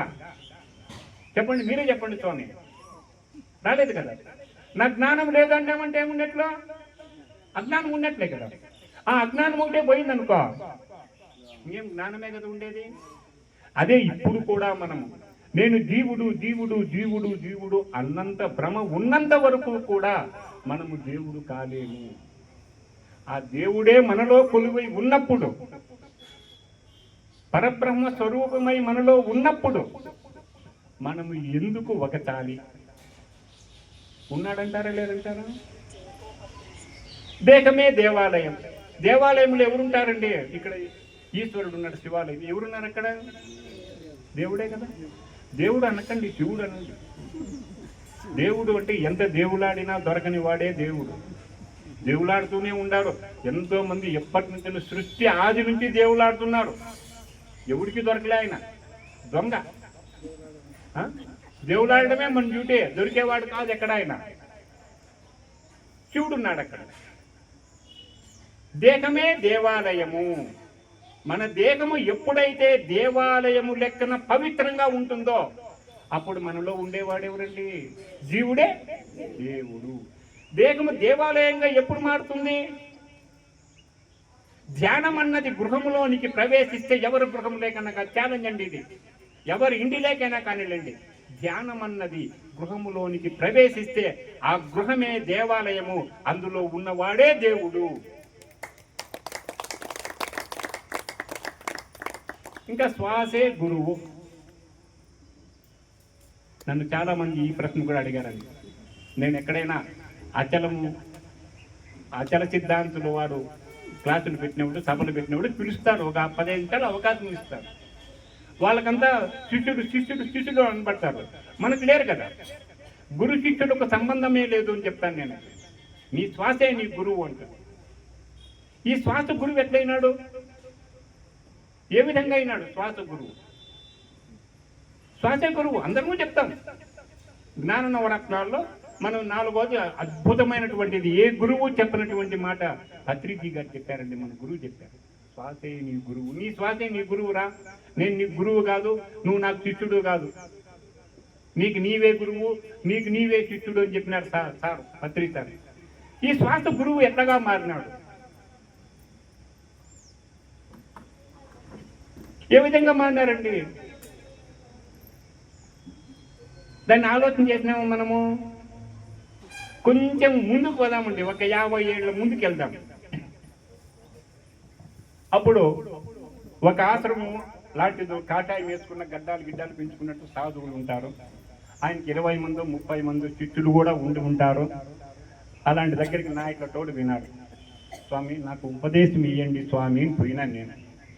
సర్లేరా సూర్యనారాయణ, నువ్వు 12 సంవత్సరంలో నాకు శుశ్రూష చేయి, నీకు ఉపదేశం ఇస్తానన్నాడు. 12 ఏళ్ళు 8 ఏళ్ళు ఆయన చెప్పినట్లుగా. ఆ 12 సంవత్సరాలు నేనేమవుతా అతనికి? శిష్యుడు అవుతాడు. శిష్యుడు కాదండి, అక్కడ దాసోహం అవుతా అతనికి. నేను దాసోహం కావాల్సిందే, ఇంకా శిష్యుడే కానీ వాడికి దాసోహం కావాలి. ఆ గురువు ఆయన ఏం పని చెప్తే అదల్లా చెయ్యాలి, ఏదంటే చేసుకుంటూ ఉన్నాడు. బాగా 12 ఏళ్ళు అయిపోయింది, నాకు కూడా గడ్డం వచ్చింది సుమారుగా. అప్పుడు గురువు చెప్పిన, రే సూర్యనారాయణ, రేపు మంచి స్థితి ఉందిరా, నీకు ఉపదేశం ఇస్తాను, నీవు మీ బంధువులకు అందరికీ చెప్పుకోను. అక్కడ ఏమయ్యాడు? దాసోహం. బాగా గుర్తుపెట్టుకోండి ఈ పదం, దాసోహం అన్నది. దాసోహం అంటే శుశ్రూషే, ఇంక వేరే ఏమి కాదు. అన్ని చేయాల్సింది. ఇంకా శిష్యుడన్నా ఒకటి కాకపోతే ఒకటి చేయకుండా పోతేనేమో అన్నీ చేయాల్సిందే. సర్లే స్వామి అన్నాడు. వచ్చేసినాను, రెడ్డి దగ్గరికి వచ్చినాను. ఓ నాకు రేపు మా గురువు ఉపదేశం ఇస్తానంటే రావాలప్ప మీరందరూ అందరినీ పిలిచినా. నాకు బాగా గడ్డం వచ్చింది, బాగా అంతా ఏది నేను కాషాయం బట్టలు తీసుకొని పోయినాటికి ఆడిపోతాను. అందరి సమక్షంలోనూ 2 అక్షింతలు జల్లి చెవిలో మంత్రం చెప్పాను. రే, ఈ మంత్రాన్ని ఎవరికైనా నీవు చెప్పినావు అనుకో, నీ తల 1000 వక్కలైపోతుందిరా. శాపం పెట్టినాడు గురువు శాపం పెట్టాడు.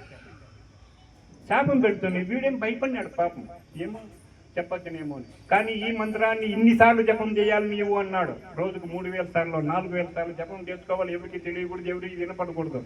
సర్లే స్వామి ఇచ్చాను, నేను పోదునా అన్నాడు. దాసోహము నుంచి దా అన్నటువంటి పదం వెళ్ళిపోయింది, అక్షరం. దాసోహంలో ఏం పోయింది? దా అక్షరం. ఏముంది అక్కడ? ఇంకా సోహం ఉంది కదండి. ఆ గురువు గారు ఇచ్చినటువంటి మంత్రం ఏమిటయ్యా అంటే ఓంకారం. ఓం అంటే సోహం అనే మంత్రాన్ని ఉపదేశం చేశాడు అతను. సోహం సో అన్నాం అనుకోండి, ఏం పలుకుతుందండి లాస్ట్లోనూ? ఓ పలుకుతుందా లేదండి? హమ్ అన్నామనుకోండి, మకారం వస్తుందా లేదండి? ఆ రెండింటినీ కలిపితే ఏమవుతుందండి? ఏమండి? ఓం అయిందా లేదండి? ఆ గురువు గారు ఇచ్చినటువంటి మంత్రం ఏంటి? ఓమే కదండి. మనం పీకే ఉచ్ఛ్వాస సో, వదిలే నిశ్వాస హం. సో హం, సో హం, సో హం. అక్కడ ఉచ్ఛ్వాసలోనే గురువు ఉన్నాడా లేదండి? ఈ శ్వాస మనకు గురువు అవుతుందా లేదా? మీరే చెప్పండి మాస్టర్స్, ఎవరైనా చెప్తారని. అనుభవమే జ్ఞానము. ఎట్లండి అనుభవం జ్ఞానం అయ్యేది? ఏ విధంగా అవుతుంది అనుభవం జ్ఞానం? ఒక 8 నెలల పసిబిడ్డ అనుకోండి, ప్రాప్తి ఉంటుంది, అమ్మాయి దొగ్గాడుతూ ఉంటుంది. అమ్మాయి దగ్గరికి తీసుకెళ్ళి ఒక అగ్గిపెట్టి తీసుకెళ్ళి అంటించి అగ్గిపుల్ల పెట్టండి. అక్కడ పట్టుకుంటుందా లేదా? మొట్టమొదటిసారి పట్టుకుంటూ ఏదో మినిమినా అంటాను, దీన్ని పట్టుకుంటుందండి. రెండోసారి గీసి పెట్టండి,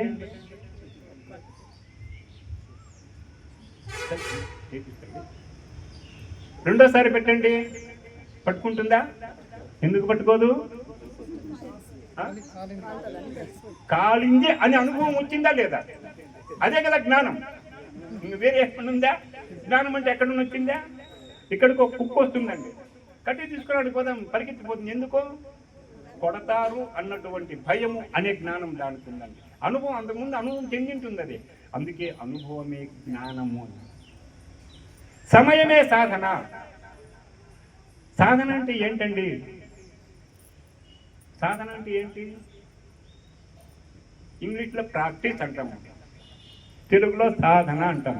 సాధన అంటే ఏంటి చెప్పలేం మనం. సాధనకు పరిమితి ఉందా? పరిమితి ఉంది, పరిమితి లేదు. అంటే సమయమే సాధన. నీవు ఎంత చేస్తావో అదేరా సాధన అన్నాడు గురువు గారు. అందుకే సమయమే సాధన. సహనమే ప్రగతి. సహనం ఎట్లవుతుందండి ప్రగతి? ఒక గురువు దగ్గర కొంతమంది శిష్యులు అందరూ ఉన్నారు. ఆ శిష్యులు అందరికీ కూడా అతను ఏం చేశారంటే అందరికీ ఆయన సమయం కొద్ది అందరికీ ఉపదేశం ఇస్తా పంపిస్తున్నాడు. ఒక్కడిని మాత్రం పెట్టుకున్నాడు, వానికి ఇయలేదంట. ఎందుకంటే వాడు అన్ని సేవలు చేసేవాడు వాడేనంట పాపం గురువుకు. ఆ మాట అడిగింది గురుపత్ని, ఏమండి వాడికి ఇవ్వకూడదు అక్కడ సూర్యనారాయణ, ఎందుకు అట్నే పెట్టుకుని? అయ్యో వాడు పోతే మనం పని చేసేవాడు లేడే అని ఆయన అన్నాడు. నేనేం సహనంగా అక్కడ ఓర్పుగా చేసుకుంటూనే ఉన్నాడు. నేనేం చేసేది, ఆ యజ్ఞకుండలో ఉంటుంది కదా, యజ్ఞం చేసింది ఆడికి వేణు కూర్చునే ఎంత పని లేనా, అక్కడ కూర్చొని ఉంటే ఆ అగ్నిదేవుడే అతడికి గొప్పగా ఇది ఇచ్చాడండి, ఒక వరం ఇచ్చాడు. ఆ అబ్బాయి గురువు ఇవ్వకున్నా కూడా ఆయన ఉపదేశం చేశాడు. ఈ గురువుకి ఆశ్చర్యం అయిపోయింది. ఏంట్రా చూడానా నిన్నంతా అలా ఉన్నావు, ఈ రోజు ఎందుకు నీకు ఇంత ముఖవర్తి చేసింది, ఎట్లా వచ్చేసింది? ఎక్కడంటే స్వామి నేనున్న సకనానికి నాకు అగ్నిదేవుడు వచ్చేసి నాకు వరం ఇచ్చాడు స్వామి అని చెప్పాడంట. ప్రగతి పొందినాడు వాడు. సహనమే ఎవరికైనా అంతేనండి. పత్రిజీ గారు నన్ను తిట్టిందిలే, అసలు ఎట్లంటే అట్లా చేశాడండి. కొట్టినాడు, తన్నినాడండి, తిట్టాడండి, ఏమేమి చేశాడండి.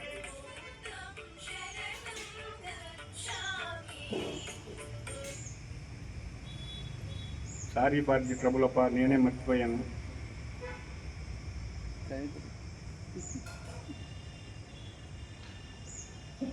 భాస్కర అక్కడ ఏంటి సార్. ఇంకా 7వది దానమే ధర్మము. 8వది ఆఫ్ చేసి స్విచ్ ఆఫ్ చేసి దానమే ధర్మము. దానము ఏ విధంగా ధర్మం అవుతుందండి? అసలు దానం అంటే ఏమిటి, ధర్మం అంటే ఏమిటి, ఎందుకు తెలుసుకోవాలి.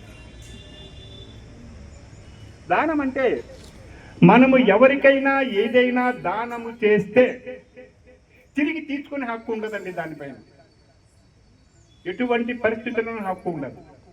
అందుకే కదా పరశురాముల వారు 21 సార్లు దండయాత్ర చేసి రాజులందరినీ కూడా ఇచ్చి చేసి 21 సార్లు అతను సంపాదించుకున్న భూమినంతా కూడా కశ్యపునికి దానం చేస్తారు. కశ్యపునికి అందుకే భూమి పేరు కాశ్యపి అన్నటువంటి పేరు కూడా ఉంది. భూమికి దానం చేస్తాడు. దానం చేసిన తర్వాత అక్కడ ఉండకూడదు అని చెప్పి నువ్వు వెళ్ళిపోతాడు. ఏం కారణం అంటే నేను నీకు దానం ఇచ్చా, ఇక్కడ నిలబడే అర్హత నాకు లేదు, అంటే తిరిగి తీసుకునే అర్హత లేదు అని చెప్పని పోయి సముద్రుడి దగ్గరికి పోయి అడుక్కుంటే ఆ నిలబడితే ఆయన ఏం పరశురామ అంటే నాకు అంటే ఏం కావాలంటే నాకు తపస్సు చేసుకోవడానికి స్థలం ఇవ్వమంటాడు. ఎంత అంటే చాట్ అంత స్థలం ఇవ్వమంటాడు. చాట్ అంత స్థలం. చాట అన్నటువంటి మాట ఆ రోజు పుట్టిండేది. చాటలో ఇట్ల గజము ఇట్ల గజమండి. ఒక్కసారి మీరు కూడా మనము కూడా ధ్యానంలో కూర్చున్నప్పుడు మన ఆకారం కూడా చేట లెక్కనే ఉంటుందండి. బాగా గమనించుకోండి, చూసుకోండి. కాళ్ళకి ఇలా కూర్చుంటాం కదా మనము, చేట ఏ విధంగా ఉంటుందో ఆ విధంగానే మనము కూడా కూర్చోగలం. ఈ మన ఇంట్లో ఉండే చేటతో ఇంట్లో ఉండే చెత్తను బయట చేస్తాము. ఈ విధంగా కూర్చొని మనము ధ్యానం చేస్తే మన మనసులో ఉన్న చెత్త అంతా బయటకు పోతుంది అని చెప్పిన పత్రిజీ గారు కూర్చోవాలి అని చెప్పారండి. దానమే ధర్మం, ధర్మమే పుణ్యము. ధర్మం మనం అడగచ్చు, ధర్మం చేస్తే ఒకవేళ ఈ రోజు నా పరిస్థితి లేక ఎవరి దగ్గరైనా చేపెట్టి ధర్మం చేయవయా నాకు తిరిగి ఇస్తానని కూడా అనొచ్చు, తీసుకోవచ్చు, మళ్ళీ తిరిగి కూడా ఇయ్యచ్చు. ఆ ధర్మము పుణ్యానికి దారి చూపిస్తుంది. ఆ పుణ్యం ఎంతవరకు ఉంటుంది? మనము ఎంత ధర్మం చేశామో అంతే ఉంటుంది పుణ్యము. ఏటీఎం కార్డు లాంటిది పుణ్యము. ఏటీఎం కార్డు తీసుకొని పోయి పెడితే మన దాంట్లో డబ్బు ఉంటే వస్తుంది, బ్యాంకులో లేకపోతే వస్తుందా? వెనక్కి పంపించేస్తుంది. ఆ పుణ్యము అంటే మనము చేసుకున్నటువంటి పుణ్యం విపరీతంగా ఉంటే ఎంతవరకు పుణ్యం ఉంటుందో అంతవరకునే మనం స్వర్గంలో ఉండొచ్చు. పుణ్యలోకాల్లో తిరిగి మళ్ళీ బయటికి రావాల్సిందే, మత్స్యలోకానికి రావాల్సిందే. కానీ తిరిగి రాని లోకం ఒకటి ఉన్నది. ఏమిటా లోకం? తపోలోకమా, దేవలోకమా, సత్యలోకము. మనము తిరిగి రానటువంటి లోకము సత్యలోకము. ఈరోజు మనం అందరము ఉండామే. వచ్చే యుగానికి మనము సారథులమండి. ఇప్పుడు సంధియుగంలో ఉన్నాం మనము వచ్చే యుగానికి వారధులము మనమే, సారథులము మనమే. మనకు ఫస్ట్ వరుసలో బెంచ్లో కూర్చోబెట్టగలుగుతున్నాడు పత్రిజీ గారు మనల్ని. మనం ఆయన వెంట రాలేదు, ఆయనే మనం పిలుచుకట్టుకున్నాడు. వీడి దీనికి వీడి దీనికి వీడి దీనికి అని చెప్పానని పిలుచుకట్టుకున్నాడు. పిలుచుకట్టుకుని మనం కుర్తి వేసి పెట్టేశాడు ముందరనే. మీరు ఈ విధంగా చేస్తే ముందర వరుసలో ఉంటారు రాని. మనం ముందర వరుసలో ఉందామా వెనకాల వైపుతుందామా? ఏమండి, ముందర ఉండాలి వెనక్కి పోవాలా? ముందరే ఉండాలంటే మనం ఏం చేయాలి? సరే, ఇప్పుడు సారు మన రాధాకృష్ణారెడ్డి సారు పాటలు చాలా బాగా పడతారు. మొన్న కూడా చెట్టుల గురించి పాట పాడారు సారు. నేను 2-3 సార్లు విన్నా. ధర్మపురిలో లక్ష్మీ నరసింహస్వామి గుడి దగ్గర పాట పాడినారు మీరు. నేను దీంట్లో విన్నాను సార్, వీడియోలో విన్నాను. కానీ అప్పటికే చూడాలని అప్పటి నుంచే ఉంది. సార్ వెళ్ళిపోయినాక నాకు తెలిసింది. నేను తెలీదు, అయినా కూడా ఒక మాస్టర్ వస్తున్నారు మా జిల్లా కంటే మొట్టమొదటి అటెండ్ అయ్యమంటే నేనే. నాకు తెలుస్తాను, చూస్తాను, మాట్లాడతాను. సార్ యొక్క కంఠస్వరంతో మనం ఒక పాట విందామండి. అందరము కళ్ళు మూసుకుందాం, చేతుల్లో చేతులు పెట్టుకుందాం, కాళ్ళు 2 క్రాస్ చేసుకుందాం. సహజంగా జరుగుతున్నటువంటి ఉచ్ఛ్వాస నిశ్వాసలను మాత్రమే గమనిద్దామండి. ఎవరు కూడా ఉద్దేశపూర్వకంగా శ్వాసను పీల్చకండి, శ్వాసను వదలకండి. బాగా గమనించుకుంటూ కూర్చున్నాం. సార్, నా కోరిక మన్నించి పాట ఒకటి సార్. ఓకే మాస్టర్, ఎవరు కళ్ళు తెరపచ్చు, చేతులు చేసి శ్వాస మీద ధ్యాస. వికసించిన పరిమళం ఈ ధ్యానం విడనాడని, వికసించిన పరిమళం ఈ ధ్యానం విడనాడని అనుబంధం ఈ జ్ఞానం. మనిషిని మకరందం చేసేది మార్గమిది, మనిషిని మహాత్మగా కొలిచేది మార్గమిది. వికసించిన పరిమళం ఈ ధ్యానం విడనాడని నిందం ఈ జ్ఞానం. పరమశివుడు చేసేది జ్ఞానమే, గౌతమ బుద్ధుడు చేసేది ధ్యానమే. పరమశివుడు చేసేది ధ్యానమే, గౌతమ బుద్ధుడు చేసేది ధ్యానమే. అల్లా చేసేది ధ్యానమే, క్రీస్తు చేసేది ధ్యానమే, మనమంతా చేసేది ధ్యానమే. వికసించిన పరిమళం ఈ ధ్యానం విడనాడని నిందం ఈ జ్ఞానం. ఏ జన్మ రాయలేదు నీ తలరాత, నీలోని కర్మలే దుఃఖముగా మారెను. ఏ జన్మ రాయలేదు నీ తలరాత, నీలోని కర్మలే దుఃఖముగా మారెను. ధ్యానమే చేయరా దుఃఖమే తొలుగురా, ధ్యానమే చేయరా దుఃఖమే తొలుగురా. దుఃఖమే తొలుగుతే కర్మలే తొలుగును. వికసించిన పరిమళం ఈ ధ్యానం విడనాడని అనుబంధం ఈ ధ్యానం. ఎవరు కన్ను తెరవద్దు, శ్వాస మీద ధ్యాస. ధ్యానం చేస్తే మనం వాడు ఎంత వికసిస్తుంది చూడండి ఒకసారి. మనకు ఈ పాటలో అర్థం అంతా ఉంది. ఎంత ధ్యానం చేస్తే అంత బాడీ మనకు వికసిస్తుంది.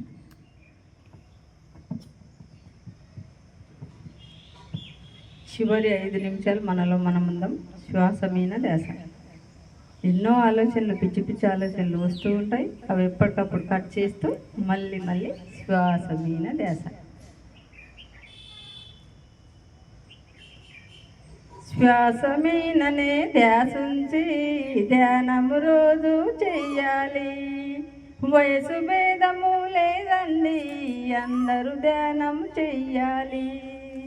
జీవుడే జీవుడే దేవుడని లోకమంతా తెలియాలి.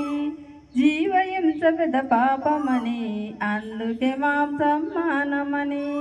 ఈ దురల్వాట్లు మన బ్రతుకులకి బుద్ధి చేయము ఎరగమని. ఈ నిజాన్ని నీవు తెలుసుకొని పాత్రిజి బాటల సాగమని. జీవుడే జీవుడే దేవుడని లోకమంతా తెలియాలి. ఇప్పటికైనా మీరంతా చక్కటి మార్గం ఎన్నుకొని శ్వాసధారనే గమనిస్తూ ధ్యానం వైపు ధ్యాసుంచు భగవంతుని ప్రతిరూపాలుగా జీవించేలా ధ్యానం చెయ్యి. జీవుడే జీవుడే దేవుడని లోకమంతా తెలియాలి.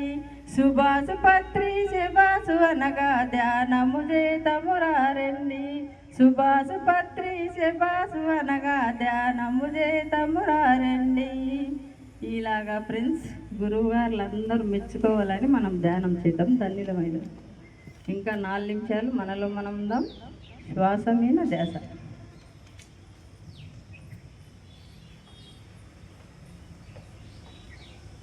శ్వాసనే గమనిద్దాం. హాయిగా ప్రశాంతంగా చూడండి. ప్రకృతిలో ఒక శివాలయంలో ఎంత ఆనందంగా ఉంది చూడండి. ఎన్నో ఆలోచనలు వస్తూ ఉంటాయి. అవి ఎప్పటికప్పుడు కట్ చేస్తూ మళ్ళీ మళ్ళీ శ్వాస మీద ధ్యాస పెడతాం. ఎన్నో జన్మల పుణ్యఫలం చూడండి. మనం ఇలా కలుసుకోవాలంటే గత జన్మ బంధం ఉంటుంది కాబట్టి ఇలాగ మనం ఈ శివాలయంలో ఎంత ఆనందంగా కలుసుకుంటాం చూడండి. శ్వాస మీద ధ్యాస. ఇంకొక 3 నిమిషాలు మనలో మనం ఉందాం. శ్వాసనే గమనిద్దాం.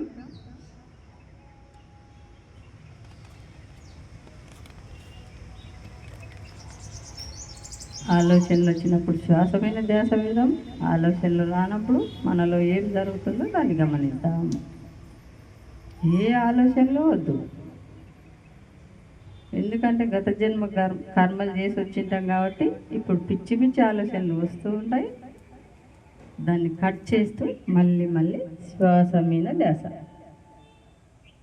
శ్వాస మీదనే ధ్యాస పెట్టాలి. శ్వాస ఎక్కడుంది, ఏం చేస్తుంది మన లోపల, దాన్ని గమనిద్దాం.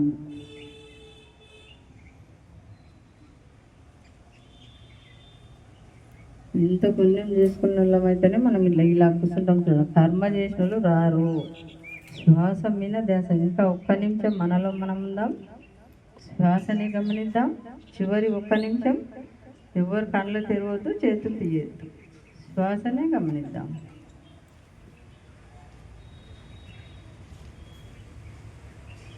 మాతృదేవోభవ, పితృదేవోభవ. చూడండి ఎట్లా ఉంది. ఆచార్య దేవోభవ. గురువులు చెప్పినట్టయితే కళ్ళు మూసుకోవాలి, కూర్చోవాలి.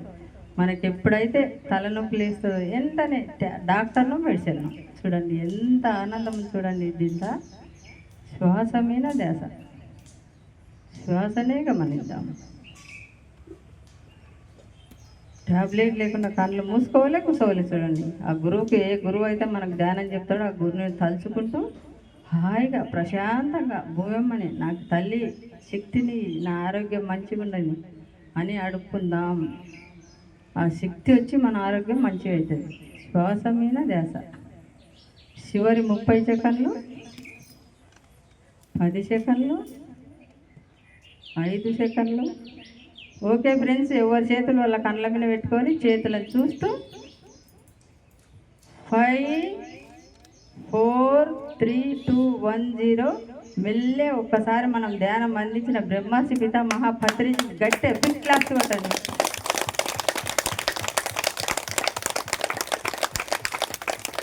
కొట్టండి గట్టిగా. ఇప్పుడు కొట్ట అట్లా కొట్టేది ఎందుకంటే మనకు బ్లడ్ సర్కిల్ అవుతుంది, బీపీ షుగర్ ఉన్నా కంట్రోల్ అవుతుంది. ఇంతవరకు మనం కళ్ళు మూసుకొని కూర్చుంటాం కాబట్టి అన్నీ కరెక్ట్ అవుతుంది మన బాడీలో.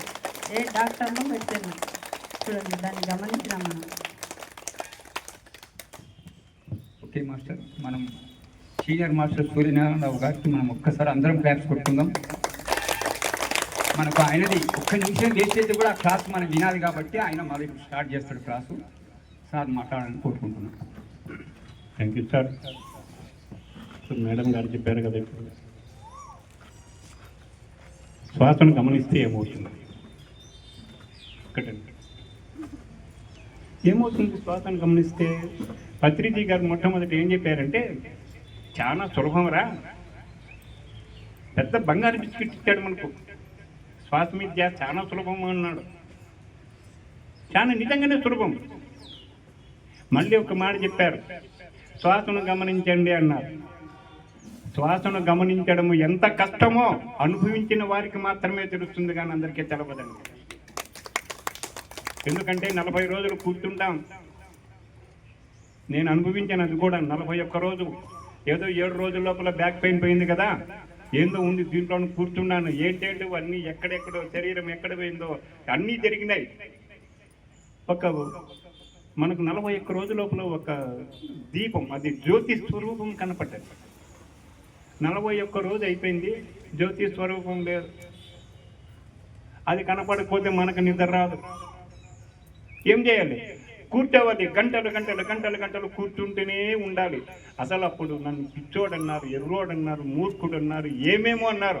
నేనేది పట్టించుకోలే. ఒక ఆనందం దొరికింది అందులో. గమనించాం అనుకోండి.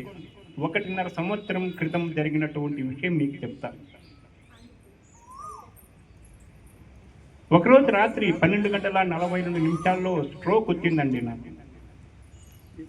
వచ్చింది. అప్పటికి 66 సంవత్సరాల వయసు నాది. 66. ఆ 66 సంవత్సరంలో వయసులో స్ట్రోక్ వస్తే చాలా మటుకు ఎవరు బ్రతకడం కష్టం, అది నాకు తెలుసు. ఏం చేయాలి? పిల్లలు పక్కలోనే ఉన్నారు. నా భార్య ఎవ్వరికీ చెప్పలే, లేచిన కూర్చునేసిన ధ్యానంలో. ఎందుకు కూర్చున్నాను? ఎట్లా వెళ్ళిపోతా స్వార్థంతో. నేను బ్రతకను. స్ట్రోక్ పెయిన్ అంటే అలా కాదు సార్. వీపును వచ్చిందా, ఎడం చేయంత జోమ్ ఎక్కిందా, ఇట్లా షేక్ అవుతుంది ఎడం చేయి, ఇక్కడంతా వచ్చేసిందండి. ఈ ఎడం చేయంత స్ట్రోక్ వచ్చేసింది. మా గురువుగా మన డాక్టర్ ఒకసారి చెప్తుండే విన్నాను.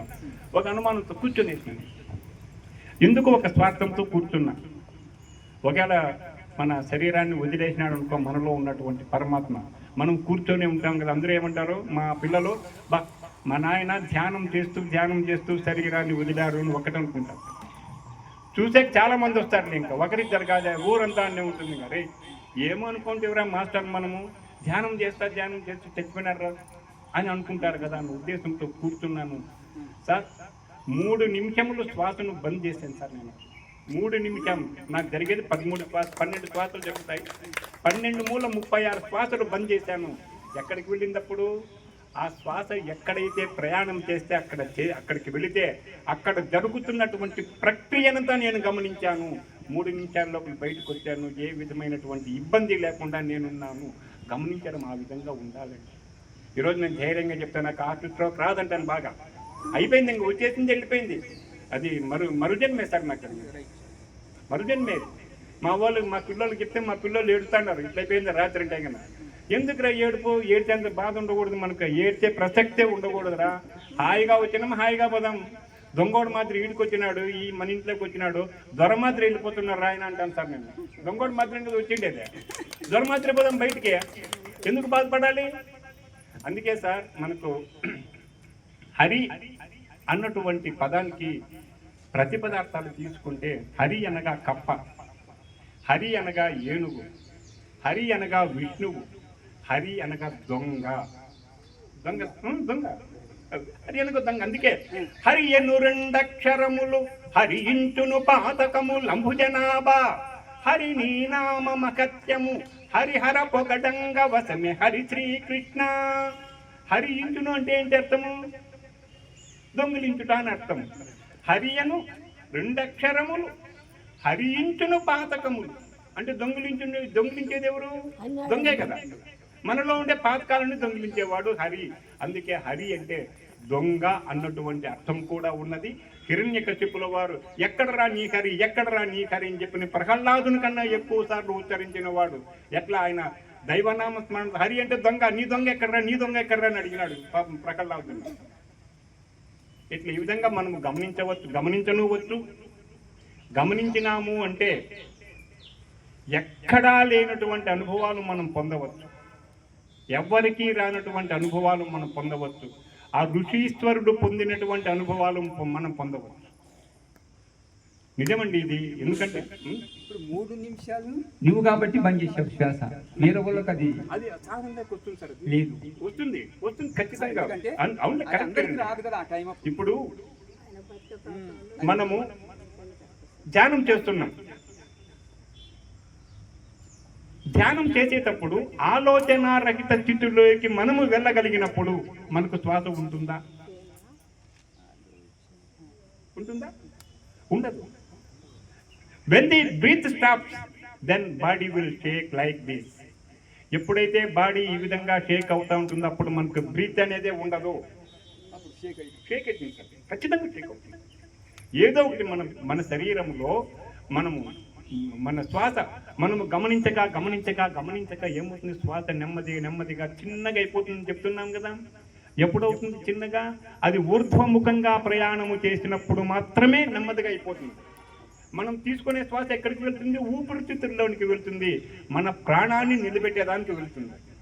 అదే ఊర్ధ్వముఖంగా బయలుదేరింది అనుకోండి, ఆ శ్వాసను మనం గమనిస్తూ ఉంటే కన్నా ఆటోమేటిక్గా పైకి పోయి మనకు కనపడుతుందండి. శ్వాస వదిలే శ్వాస కనపడుతుంది.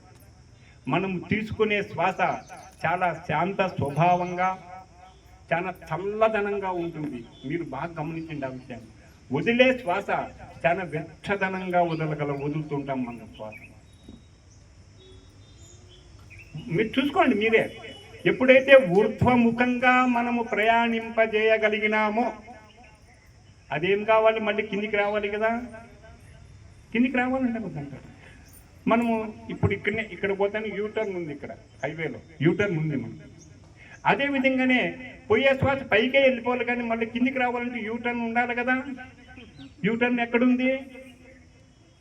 యూటర్న్ లేకుండా కిందికి వస్తుంది. అదే ఆ యూటర్నే మన భృగుటము. ఇట్లా పోతుంది, ఇట్లా భృగుటంలో దిగి ఎట్లా యూటర్న్. ఆ భృగుటము దగ్గర మనము స్థితము చెయ్యాలి, మన శ్వాసను నిలబెట్టాలి. అక్కడ నిలబెడితే ఏం జరుగుతుందండి?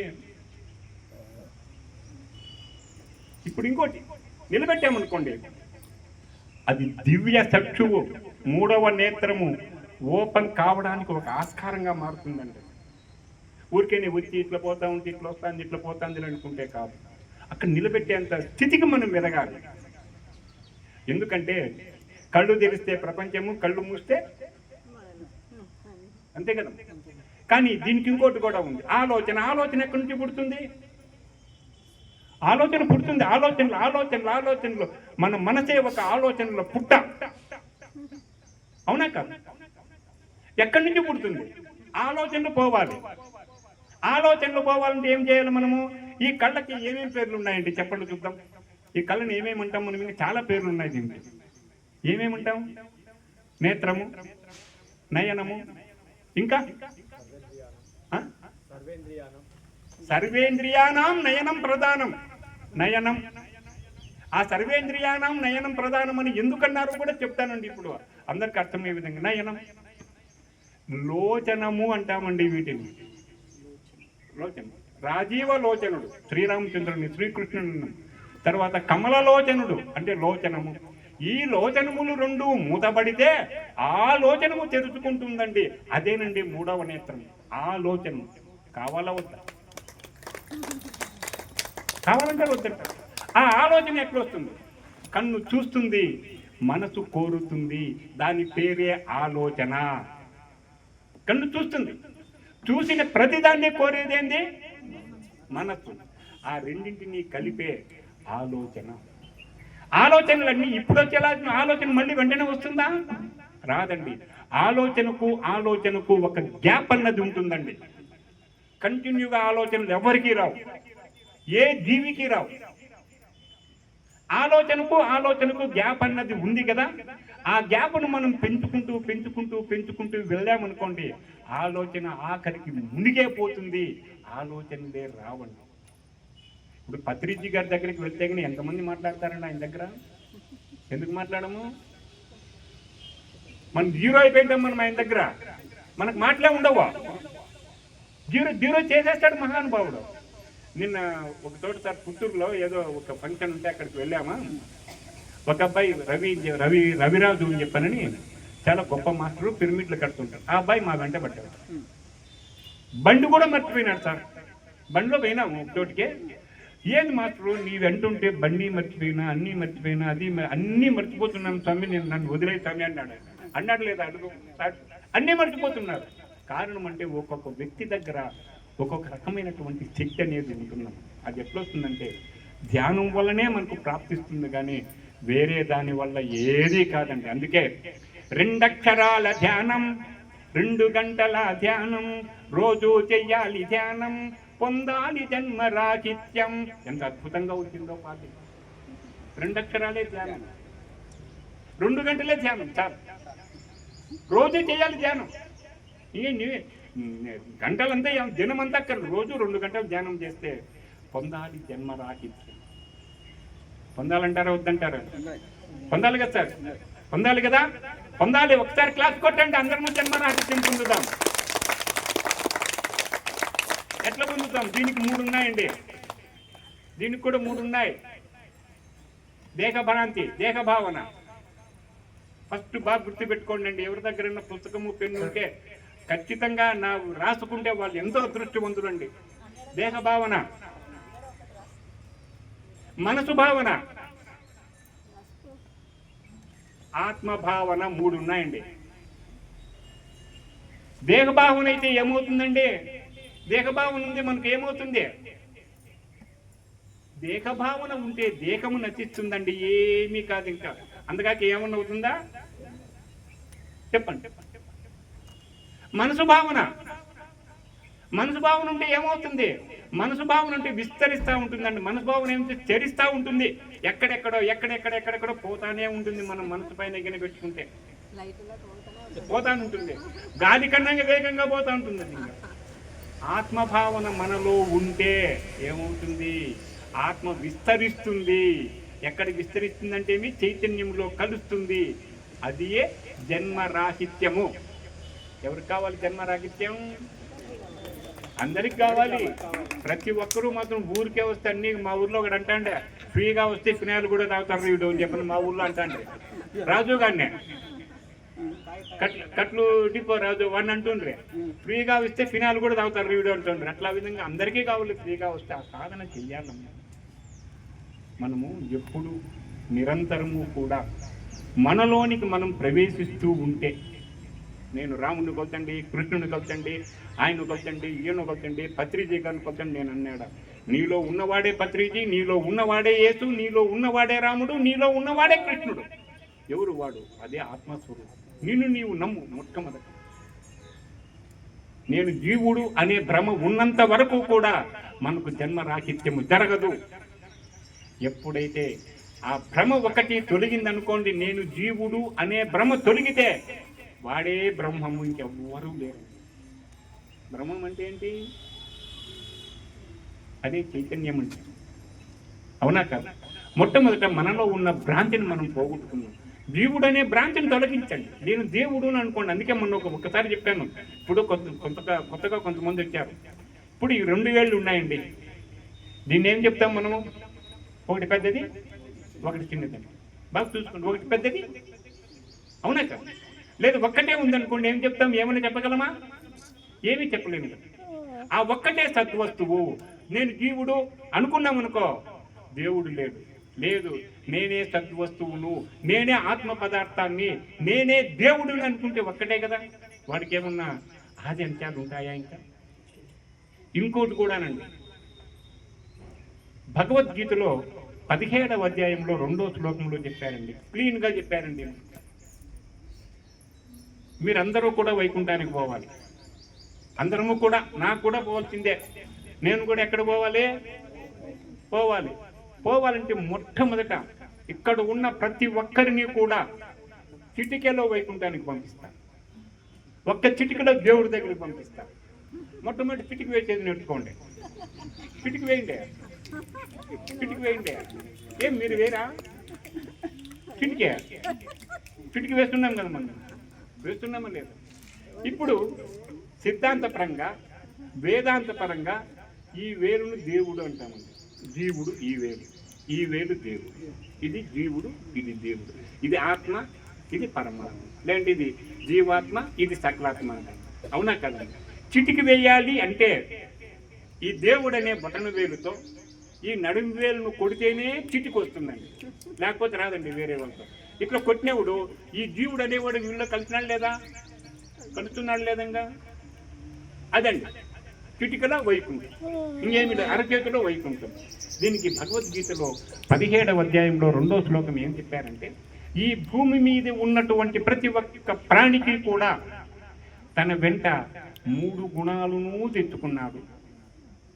వారి వెంటే పుట్టుకతోనే వచ్చేస్తాయి. దైవీ హేషా గుణమయ్యి మమ మాయా దురత్య, నా నుంచి వచ్చినటువంటి ఈ మాయను దాటడానికి ఎవరి తరము కాదు, నేనే సృష్టించాను అని చెప్పారండి. రాజవిద్యా రాజగుహ్య యోగంలో 25వ శ్లోకంలో చెప్పారండి.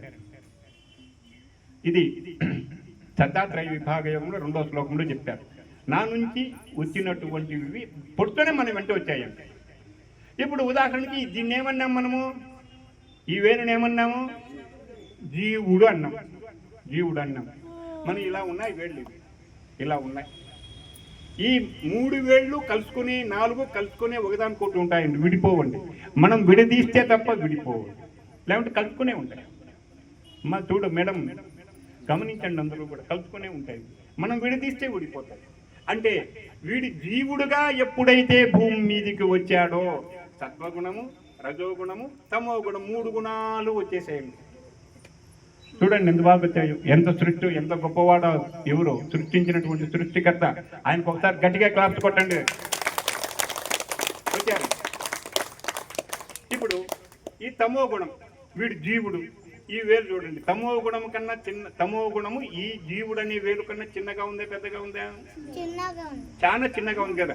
అమ్మాయికి క్లాస్ కొట్టండి అప్ప, మొట్టమొదటి బ్రహ్మాండంగా చెప్తుంది, చిన్నగా ఉంది కదా.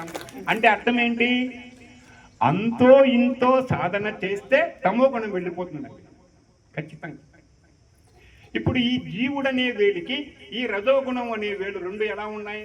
సమానంగా ఉన్నాయి కదండి. ఈ వేలు కొద్దిగా పెద్దగా ఉంటుందండి, కొద్దిగా వెంట్రుక వాసంత ఈ రజోగుణం. ఎంతో కష్టపడి మనము సాధనాపూర్వకంగా మనము గెలుచుకుంటేనే ఈ రజోగుణం కూడా పోతుంది.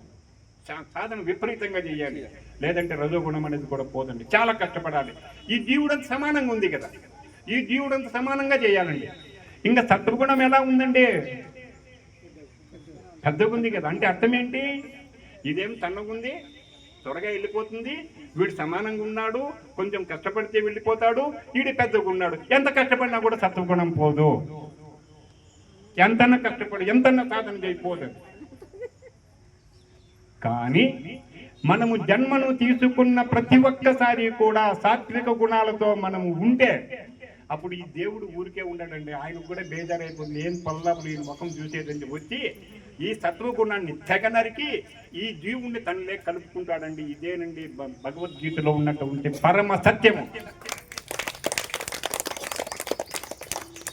ఎంత గొప్ప సందేశము!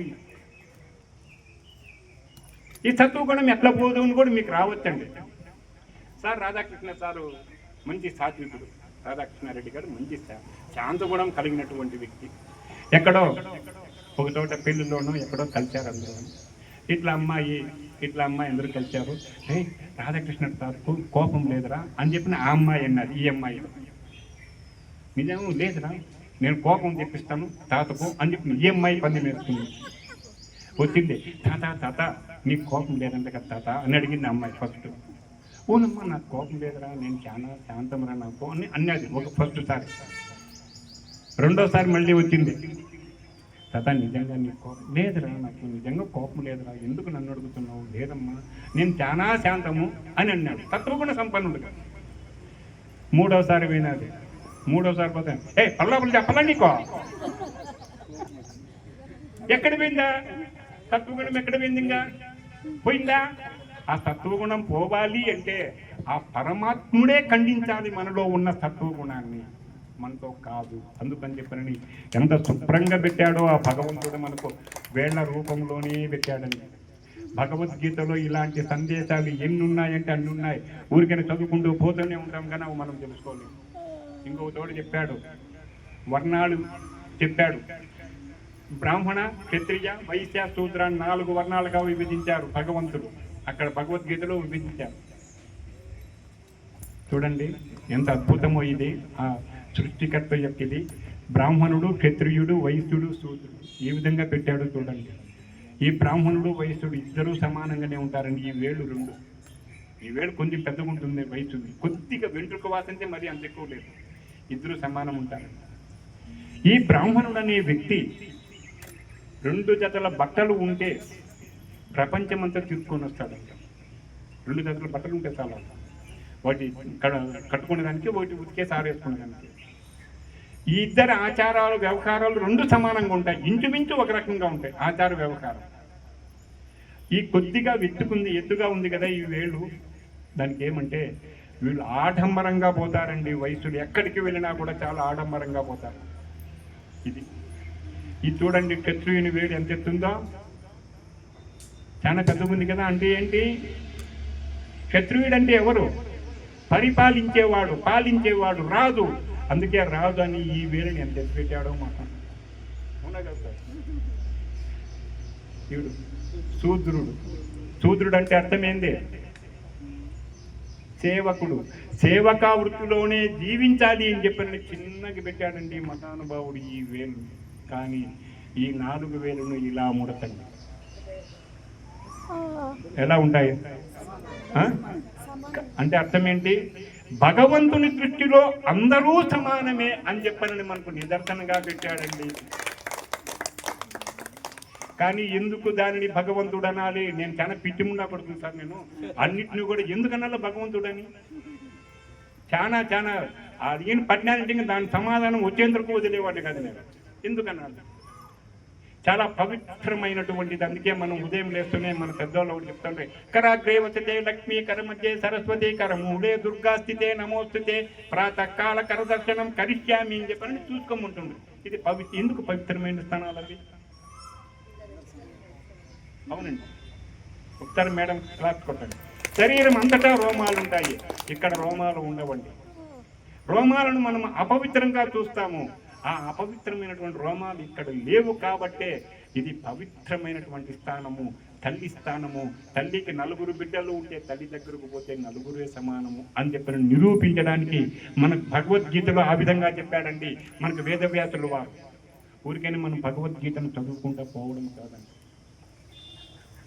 ఇంకోటి కూడా చెప్పారండి, ఆర్తి, జిజ్ఞాసువు, అర్థార్థి, జ్ఞాని అని 4 విధాలుగా విభజించారు. ఈడేం భగవంతుడే, వీడు భగవంతుడే, సాక్షాత్తు నిజంగానే భగవంతుడు. ఎందుకంటే వీడు లేకపోతే ఈ 4 ఏళ్ళు ఏమి పని చేయడం, ఏమైనా చేస్తాయా? ఈ 4 వేలను అదం పట్టేస్తాడు వీడు. ఈ అదం పట్టాలంటే 4 కావాలి. ఇక్కడ ఉంటే ఆర్తి అనేవాడిని కూడా ప్రేమతో ముద్దాడతాడు భగవంతుడు.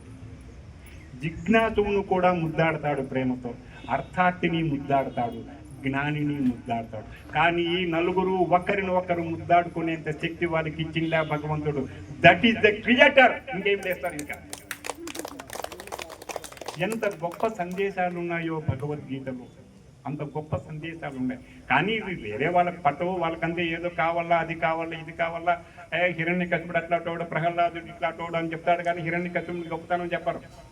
హిరణ్యకశిపుడు చావడానికి కారణం ఏంటి చెప్పరు. కంసుడు చావడానికి కారణం ఏంటి చెప్పడు. వాడిని రాక్షసుని కానీ చెప్తారు, కృష్ణుని దేవునిగా చెప్తారు. అది కాదు, ఉన్నది ఉన్నట్లు చెప్పడం, సత్యాన్ని తెలుసుకొని చెప్పాలి. మొత్తానికి మిమ్మల్ని అడుగుతున్నానండి నేను, కృష్ణుడు ఎందుకు తెచ్చాడు? కంసుడు సారీ హిరణ్యకశిపుడు ఎందుకు తెచ్చాడు? కంసుడు ఎందుకు తెచ్చాడండి? సింపుల్గా మీకు తెలిసిందే చెప్పండి.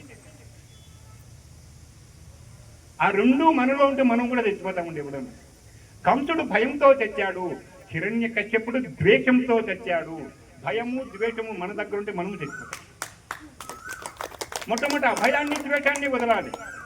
ఎక్కడుంది కంసుడికి భయము? ఎప్పుడైతే దేవకీ వివాహం జరిగిన వెంటనే ఆకాశవాణి చెప్పిందే, ఈమె కడుపును పుట్టే 8వ గర్భం వాడేతో నీకు తాగు ఉంది అని చెప్పినది. అప్పటి నుంచి భయం పుట్టింది. 14 ఏళ్ళు వాడు బ్రతికితే నేను చస్తాను అన్న భయంతో బ్రతికిన వాడు ఆ కంసుడు. ఆ భయమే వాడిని చంపిందే లేదా? ఇంకా ద్వేషం. హిరణ్యకశిపుడికి ఎవరి మీద ద్వేషము? శ్రీహరి మీద ద్వేషం. వాడు ఉండకూడదు, వాడు చావాలి, వాడు చావాలి, వాడి మీద ద్వేషం పెట్టుకుంటే వచ్చి మహానుభావుడు ఎక్కడ లేకుండా చేస్తే స్తంభం నుంచి చంపేశాడు. ఇక్కడ కూడా ఇంకోటండి మీకు తెలియనటువంటి రహస్యం. చరాచర జగత్తులో కూడా పరమాత్మ స్వరూపం ఉన్నది అన్నదానికి నిదర్శనగా ఆ స్తంభం అనేది జడ పదార్థమా, చలనం ఉన్నదా? స్తంభం ఈ చెట్టు అండి జడమా కాదండి? ఎందుకు కాదు? జడం ఎందుకు కాదు? కదులుతుందా? మళ్ళీ కదులుతుందే? కదలలే. కానీ దాంట్లో పరమాత్ముడు ఉన్నాడా? ఆ ఉన్నాడు అన్నదానికే ఆ స్తంభములో నుంచి ఉద్భవించిన వాడండి నరసింహస్వామి. ఆ స్తంభంలో కూడా ఉన్నాడు. జడ పదార్థంలో కూడా పరమాత్ముడే ఉన్నాడు. ఆ జడ పదార్థములో ఉన్నటువంటి ఆ పరమాత్ముడు ఈ పదార్థములో పంచభూతాత్మకమైనటువంటి ఈ శరీరములో లేడా? ఒక్కసారి గమనించండి, మీరే గమనించండి. ఇది ఒక విస్ఫోటనం మాదిరి బయటికి రావాలండి. ఉన్నాడంటాడా లేదంటారా? ఇంకా ఉన్నాడు కదమ్మా, తిరుపతమ్మా ఉన్నాడు కదా నాలో, ఇంకా సర్వజీవులలో. అయితే అక్కడ చూస్తావా అన్నింటినో? 84 లక్షల రాసులు జీవరాశులను చూస్తావా? కనీసం దోమ వచ్చి పై మీద వాకని కొట్టి చంపేస్తాము. చంపుతున్నామా లేదండి? దోమలు లేడా పరమాత్ముడు? ఏమండి బ్యాటరీ పెట్టుకొని చంపుతాం. బ్యాట్లో ఇట్లా కొడతానే ఉంటాం, అవునా కదా? అది ఇది కాబట్టి ఇదే వచ్చిందమ్మా. అది దానికి చెప్తారు చూడండి, all out. All out, all out అంటే అన్నీ అవుటే, అవునా కదా? మనం కూడా అవుటే. ఆల్ అవుట్ అంటే అన్నీ అవుతాయండి. ఇలాగా ఇంతటి జ్ఞానాన్ని ప్రసాదించేది ఈ ధ్యానం అండి. ఎంతో గొప్ప జ్ఞానాన్ని, ఎంతో గొప్ప జ్ఞానాన్ని. అల్లా తప్ప నేను నిజం చెప్పండి, నా ఇంత మూర్ఖులు లేడమ్మా. ఎంతవరకు? 2001 వరకు, 2000 వరకు నా ఇంత మూర్ఖుడే లేదు. నేను ప్రతిదాన్ని ఖండించేవాడిని, పోలే దేవుడు అంట అనేవాడిని. ఇట్లే అన్నీ మాట్లాడుకుంటా ఉండేవాడిని. కానీ ఆధ్యాత్మికంగా ఎక్కడన్నా సభలు జరిగితే వెళ్ళేవాడిని. అందం దాన్ని మళ్ళా లేదు. సాయిబాబా అంటే వాడు ఎవరు పోలే దేవుడు, నన్ను చూసే అదృష్టం వాడికి లేదు అనేది.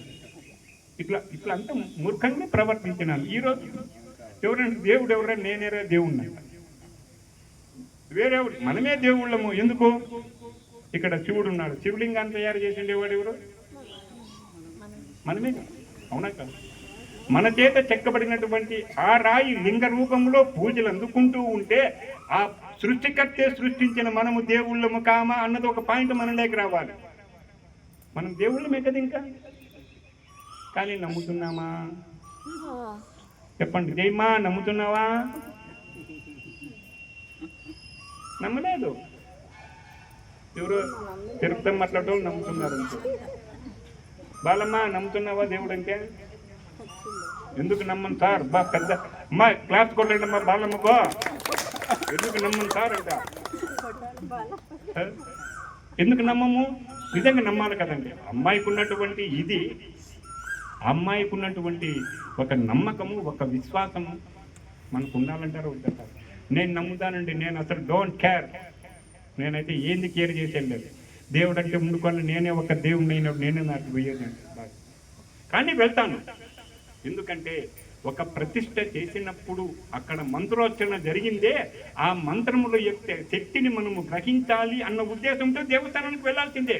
దేవస్థానానికి వెళ్ళవద్దని నేను ఎవ్వరికీ చెప్పను. పూజలు చేయొద్దని ఎవరికీ చెప్పను. స్తోత్రం చేయొద్దని ఎవరికీ చెప్పను. అన్నీ చెప్తాను. నేనైతే పూజలు చేయను, స్తోత్రమా ఏమీ చేయను. ఉదయం లేస్తూనే మన సూర్య నమస్కారాలు చేసుకుంటా, గాయత్రి మంత్రాన్ని ఒక 3 సార్లు పఠించుకుంటాను, బయటకు వచ్చేస్తాను. ఇంక వేరే మళ్ళీ ఏది ఉండదు. తెల్లవారి 2 నుంచి 5:30 దాకా ధ్యానం చేస్తాను. 2:30 నుంచి 5:30 దాకా. మళ్ళీ మధ్యలో ధ్యానం కూడా చేయను. ఇంకోటండి, సార్ ఒక మాట, నయనం సర్వేంద్రియానం నయనం ప్రధానం అని అన్నారండి. సార్ అన్నారండి. ఏ విధంగా అవుతుంది అది? ఉన్నటువంటి ఇంద్రియాల్లో ఇదే ఎందుకంత గొప్పది? మనకుండేది పంచేంద్రియాలండి. చెవు ఇంద్రియమే కదా, చర్మము ఇంద్రియమే కదా, నాలుక ఇంద్రియమే కదా, ముక్కు ఇంద్రియమే కదా. మరి కంటికే ఎందుకు అంత ప్రాధాన్యత ఇచ్చారు? సారు ఎంఎస్సీ అయిపోయింది సార్, మంచి జ్ఞాని. కానీ వాళ్ళన్నట్లే మనం అంటుంటే దాని సార్ వచ్చేసి చెప్పాలి, ఈ విధంగా నయనం సర్వేంద్రియానం నయనం ప్రధానమని ఈ విధంగా మనం దాన్ని ఒక క్యాలిక్యులేటెడ్గా చెప్పాలి. ఎందుకంటున్నాం? ఎప్పుడైనా మీరు అద్దంలో మీ కళ్ళు చూసుకున్నారా? రోజుకి ఎన్నిసార్లు చూస్తావు మా కళ్ళు? నీవు అద్దంలో ముఖం ఎన్నిసార్లు చూస్తావు? ఏమ్మా, ఎన్నిసార్లు చూస్తారమ్మా? ముఖమే చూడము నువ్వు అద్దంలో. కళ్ళ దూకునే దానికి 2 సార్లు చూస్తారు కదా. చూసినప్పుడు మీ కళ్ళని మీరు గమనించారా? ఎందుకు చూడాలి ఇంకా? అంటే మనల్నే మనం గమనించుకోలేనప్పుడు అది ముందరికి ఎందుకు పోవాలి? ఒక్కసారి గమనించండి. గుణాలు ఉన్నాయి చూడండి, తామసము, రాజసము, సత్వగుణము, 3 గుణాలను మన కంటిలో పెట్టాడు మహానుభావుడు. నలుపు ఉందా లేదా? నలుపు తామసం. తెలుపు ఉందా లేదా?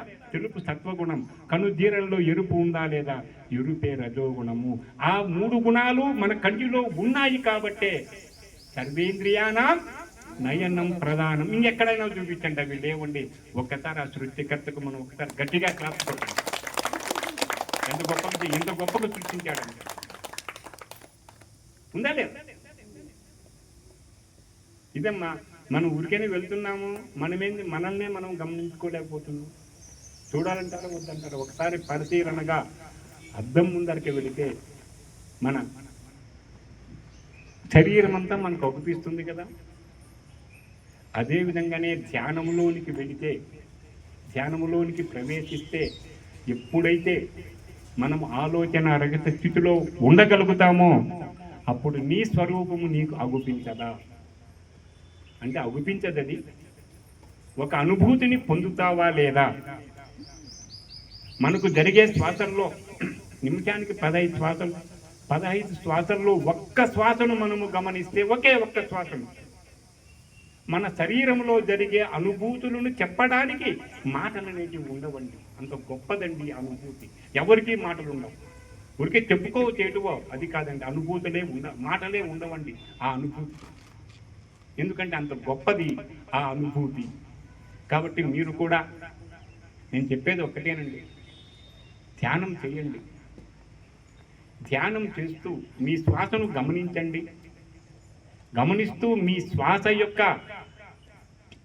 ఉచ్ఛ్వాస నిశ్వాసను తగ్గించండి. 15, 14 చేయండి, 13 చేయండి, 12 చేయండి, 11 చేయండి, 9 చేయండి, 8 చేయండి. చూడండి, తాబేలు 4 శ్వాసలే తీసుకుంటుంది నిమిషానికి. అందుకే 400 జన్మలు, 400 సంవత్సరాలు బతుకుతుంది.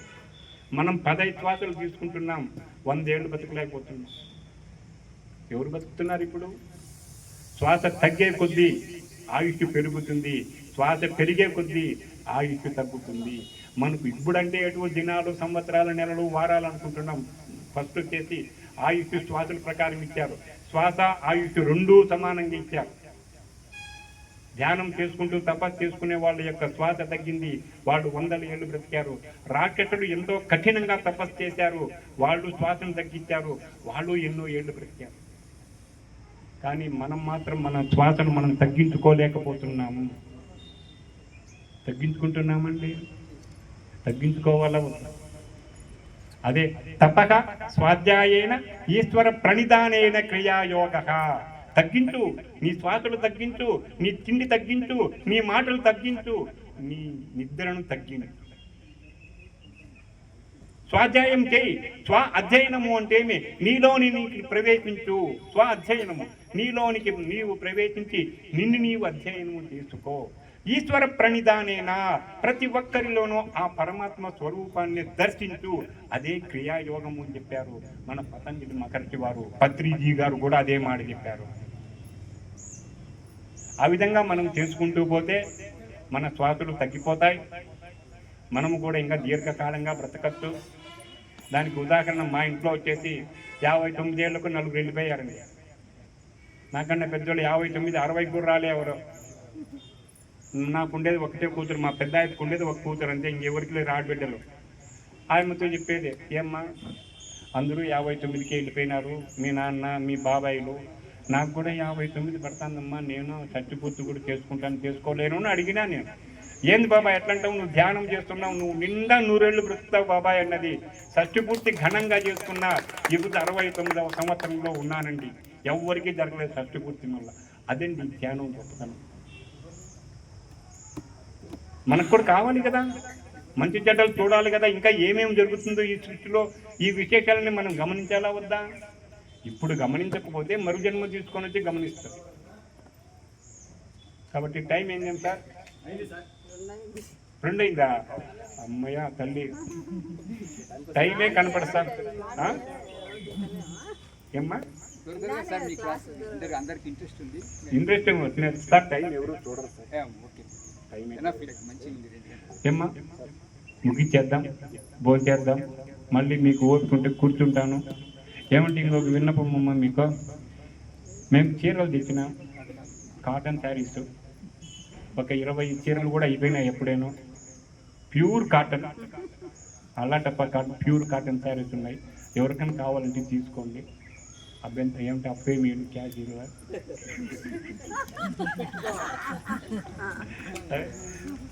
మళ్ళీ మీకు ఇంకా పట్టు చీరలు కూడా ఎవరు అడిగారు, చెన్నమ్మ గారు అడిగారు. పట్టు చీరలు కూడా వస్తాయి, తీసుకోండమ్మా. ముగిద్దామా? ఓకే. ఎలా ఉందమ్మా క్లాసు? గట్టి ఇంజన్ కొట్టేదే చూడు అమ్మా. ఇక్కడ ఏం పేరు? నీ పేరు? ఏం పేరు? ధరణి. అంత పోతుంది. Thank you sir.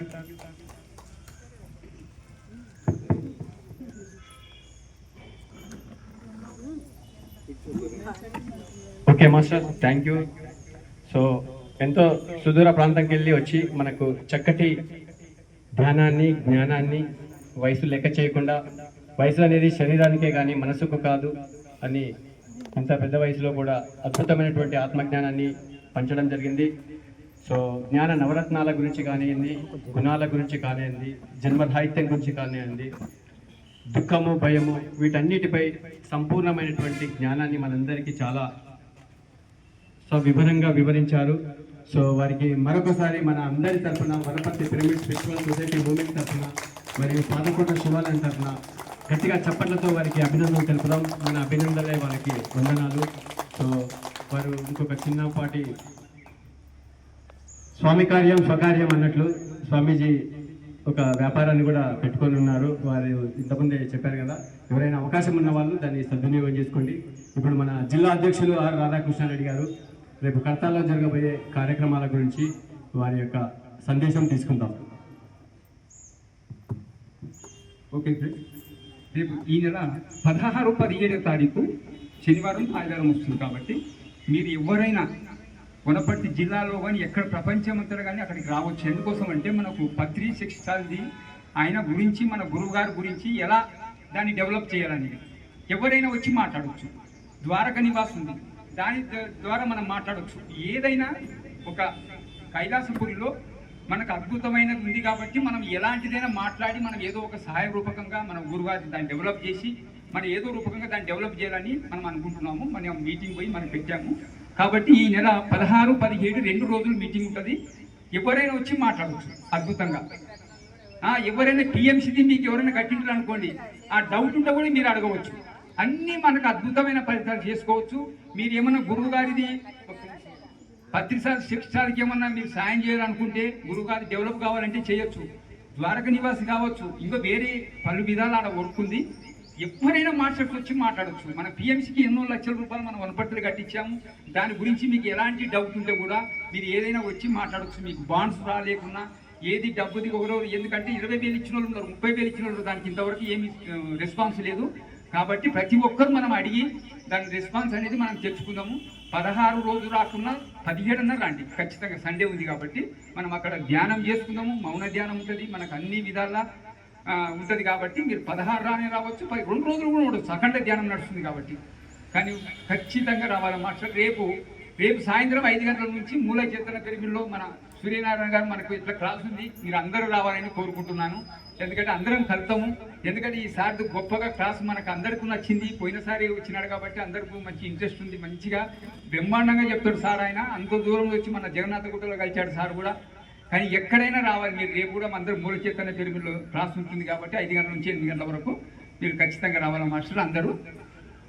ఇంకా కానీ 16-17 మాత్రం ఖచ్చితంగా మనకు మెసేజ్ ఫార్వర్డ్ చేశాము. అందరం రావాలి, గురువు గారికి ఏమన్నా మీకు సాయం ఉంటే చేయొచ్చు, లేకపోతే మాట్లాడి దాన్ని ఎలా అనేది ముందుకు తీసుకుపోదాం. ఎందుకంటే ఇప్పుడు నిన్న మన చైర్మన్ సాబ్ ఫోన్ చేసి ఇంతవరకు ఏదో ఆగిపోయింది, ఎప్పుడో డెవలప్ కావాలి. ఆంధ్రలో కొన్ని మొత్తం డెవలప్ అయినాయి. మనం ఇప్పుడు తెలంగాణలో పెట్టుకున్నాం కాబట్టి మనం కొంచెం మన మాస్టర్లు చెప్పాలి సార్. మీరు కూడా ప్రతి ఒక్కరు వచ్చి వాళ్ళు ఏది అవసరం ఉంటే అది మాట్లాడిపోమను, డబ్బు రూపకంగా కాదు, ఒక ఆలోచన రూపకంగా.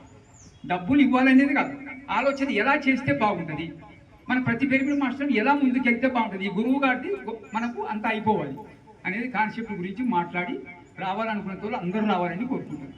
ఓకే ఫ్రెండ్స్, ఇప్పుడు ఆలోచన గురించి అన్నారు కదమ్మా.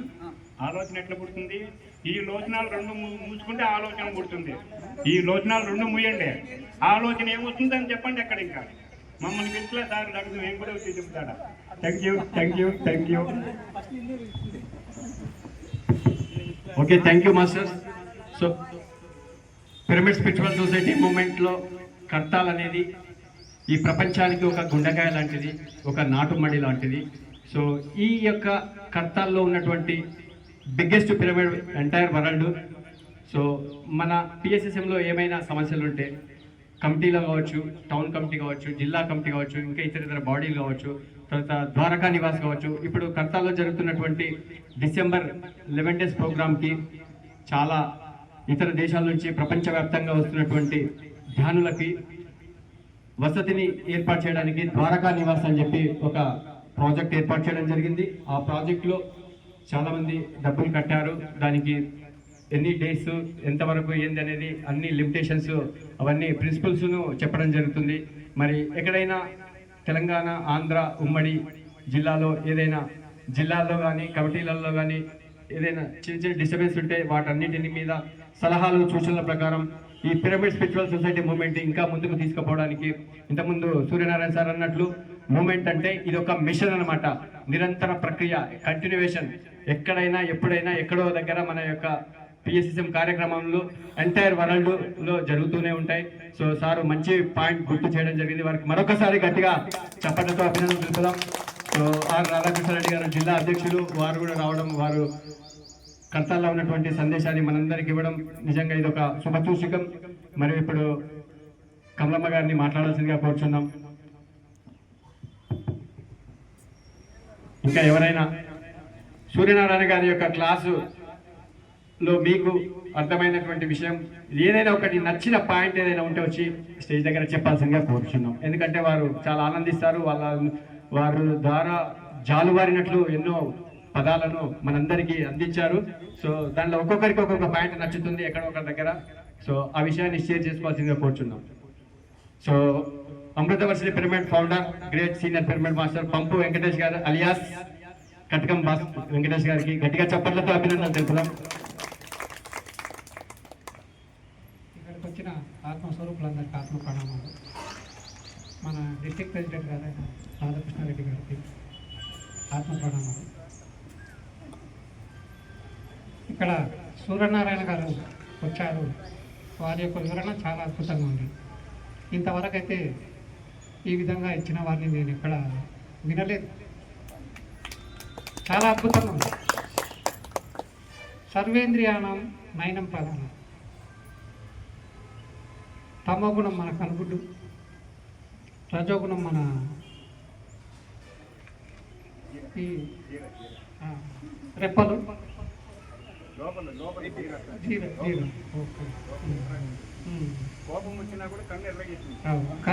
కనుగుడు పక్కన ఉన్న తెలుపుదనం సత్వగుణం అని చాలా అద్భుతంగా చెప్పారు. విషయం చిన్నదైనా కూడా ఆలోచన చేస్తే, చాలా లోతుగా ఆలోచన చేస్తే చాలా అద్భుతంగా ఉంది. ఈ విధంగా ప్రతి ఒక్క మాస్టర్ కూడా ఎదగాలని నా యొక్క ఆలోచన. వారిని స్ఫూర్తిగా తీసుకొని మనం ఈ విధంగా ఎదగాలని నా మనసు చెప్తుంది. ఇంకొకటి, ఈ విధంగా ఆచరిస్తే పిరమిడ్ మాస్టర్ అంటే ఏంది అనేది ఒక ప్రత్యేకత అనేది చాలా అద్భుతంగా కనబడుతుంది. ఈ అవకాశం ఇచ్చినందుకు ఓకే, థ్యాంక్ యూ మాస్టర్. ఇంకా ఎవరైనా ఈ రోజే ధ్యానానికి వచ్చిన వాళ్ళు ఎవరైనా ఉన్నారా? ఈ రోజే ధ్యానం తెలిసి వచ్చిన వాళ్ళు ఎవరున్నారా? సో అందరూ పాత వాళ్ళే. మరి ఇంకెవరైనా మీ యొక్క అనుభవాన్ని షేర్ చేసుకోవడానికి ఈ యొక్క సభ రెడీగా ఉంది? ఎవరు రాలేదంటే ఇప్పుడు విజయభారతి గారు ఒక మంచి పాట పాడి వినిపిస్తారు మనందరికీ. నీవు వచ్చాక నీతో. సో సుగంధ మేడం గారికి ఒకసారి గట్టిగా చెప్పట్లు. ఈ విషయాన్ని మీ ద్వారా చెప్పిద్దామని నేను వెయిట్ చేస్తున్నాను. ముందుగా మన బ్రహ్మర్షి పితామహ భత్రిజీ గారికి, స్వర్ణమాల అమ్మగారికి, ఇక్కడికి వచ్చిన రాధాకృష్ణారెడ్డి గారికి, అమ్మ స్వర్ణమాల అమ్మ గారికి, మరియు మన జ్ఞానదాతగా వచ్చిన సూర్యనారాయణ గారికి నా ఆత్మ ప్రణామాలు. మేడం ఏమన్నారంటే ఈరోజు మాతృదినోత్సవం గురించి చెప్పమన్నారు. అందరికీ ఇక్కడ ఉన్న మాతలందరికీ మాతృదినోత్సవ శుభాకాంక్షలు. మన పత్రి సార్ కూడా ఫస్ట్ ధ్యాన మహిళా చిత్రం ఫస్ట్ మహిళలకే పెద్దపీట వేసిందనమాట. అంటే మహిళా శక్తి చాలా గొప్పది. ఒక తల్లి ధ్యానం చేస్తే వాళ్ళ కుటుంబం మొత్తం ధ్యానమయమై వాళ్ళ పిల్లలను కూడా చాలా చక్కగా పెంచడం చాలా అద్భుతంగా ఉంటుంది. అంటే తల్లి మారితే, ఇంట్లో ఒక తల్లి మారితే పిల్లలు మారుతారు. సంసారం ఏ విధంగా చేసుకోవాలి. ఇప్పుడు తండ్రి ఎంతసేపు బయట నుంచి తెచ్చి సంపాదించి పెడుతుంటారు. ఇంట్లో సంస్కారం నేర్పినా ఏం చేయాలన్నా కానీ తల్లితోటే సాధ్యం అనమాట.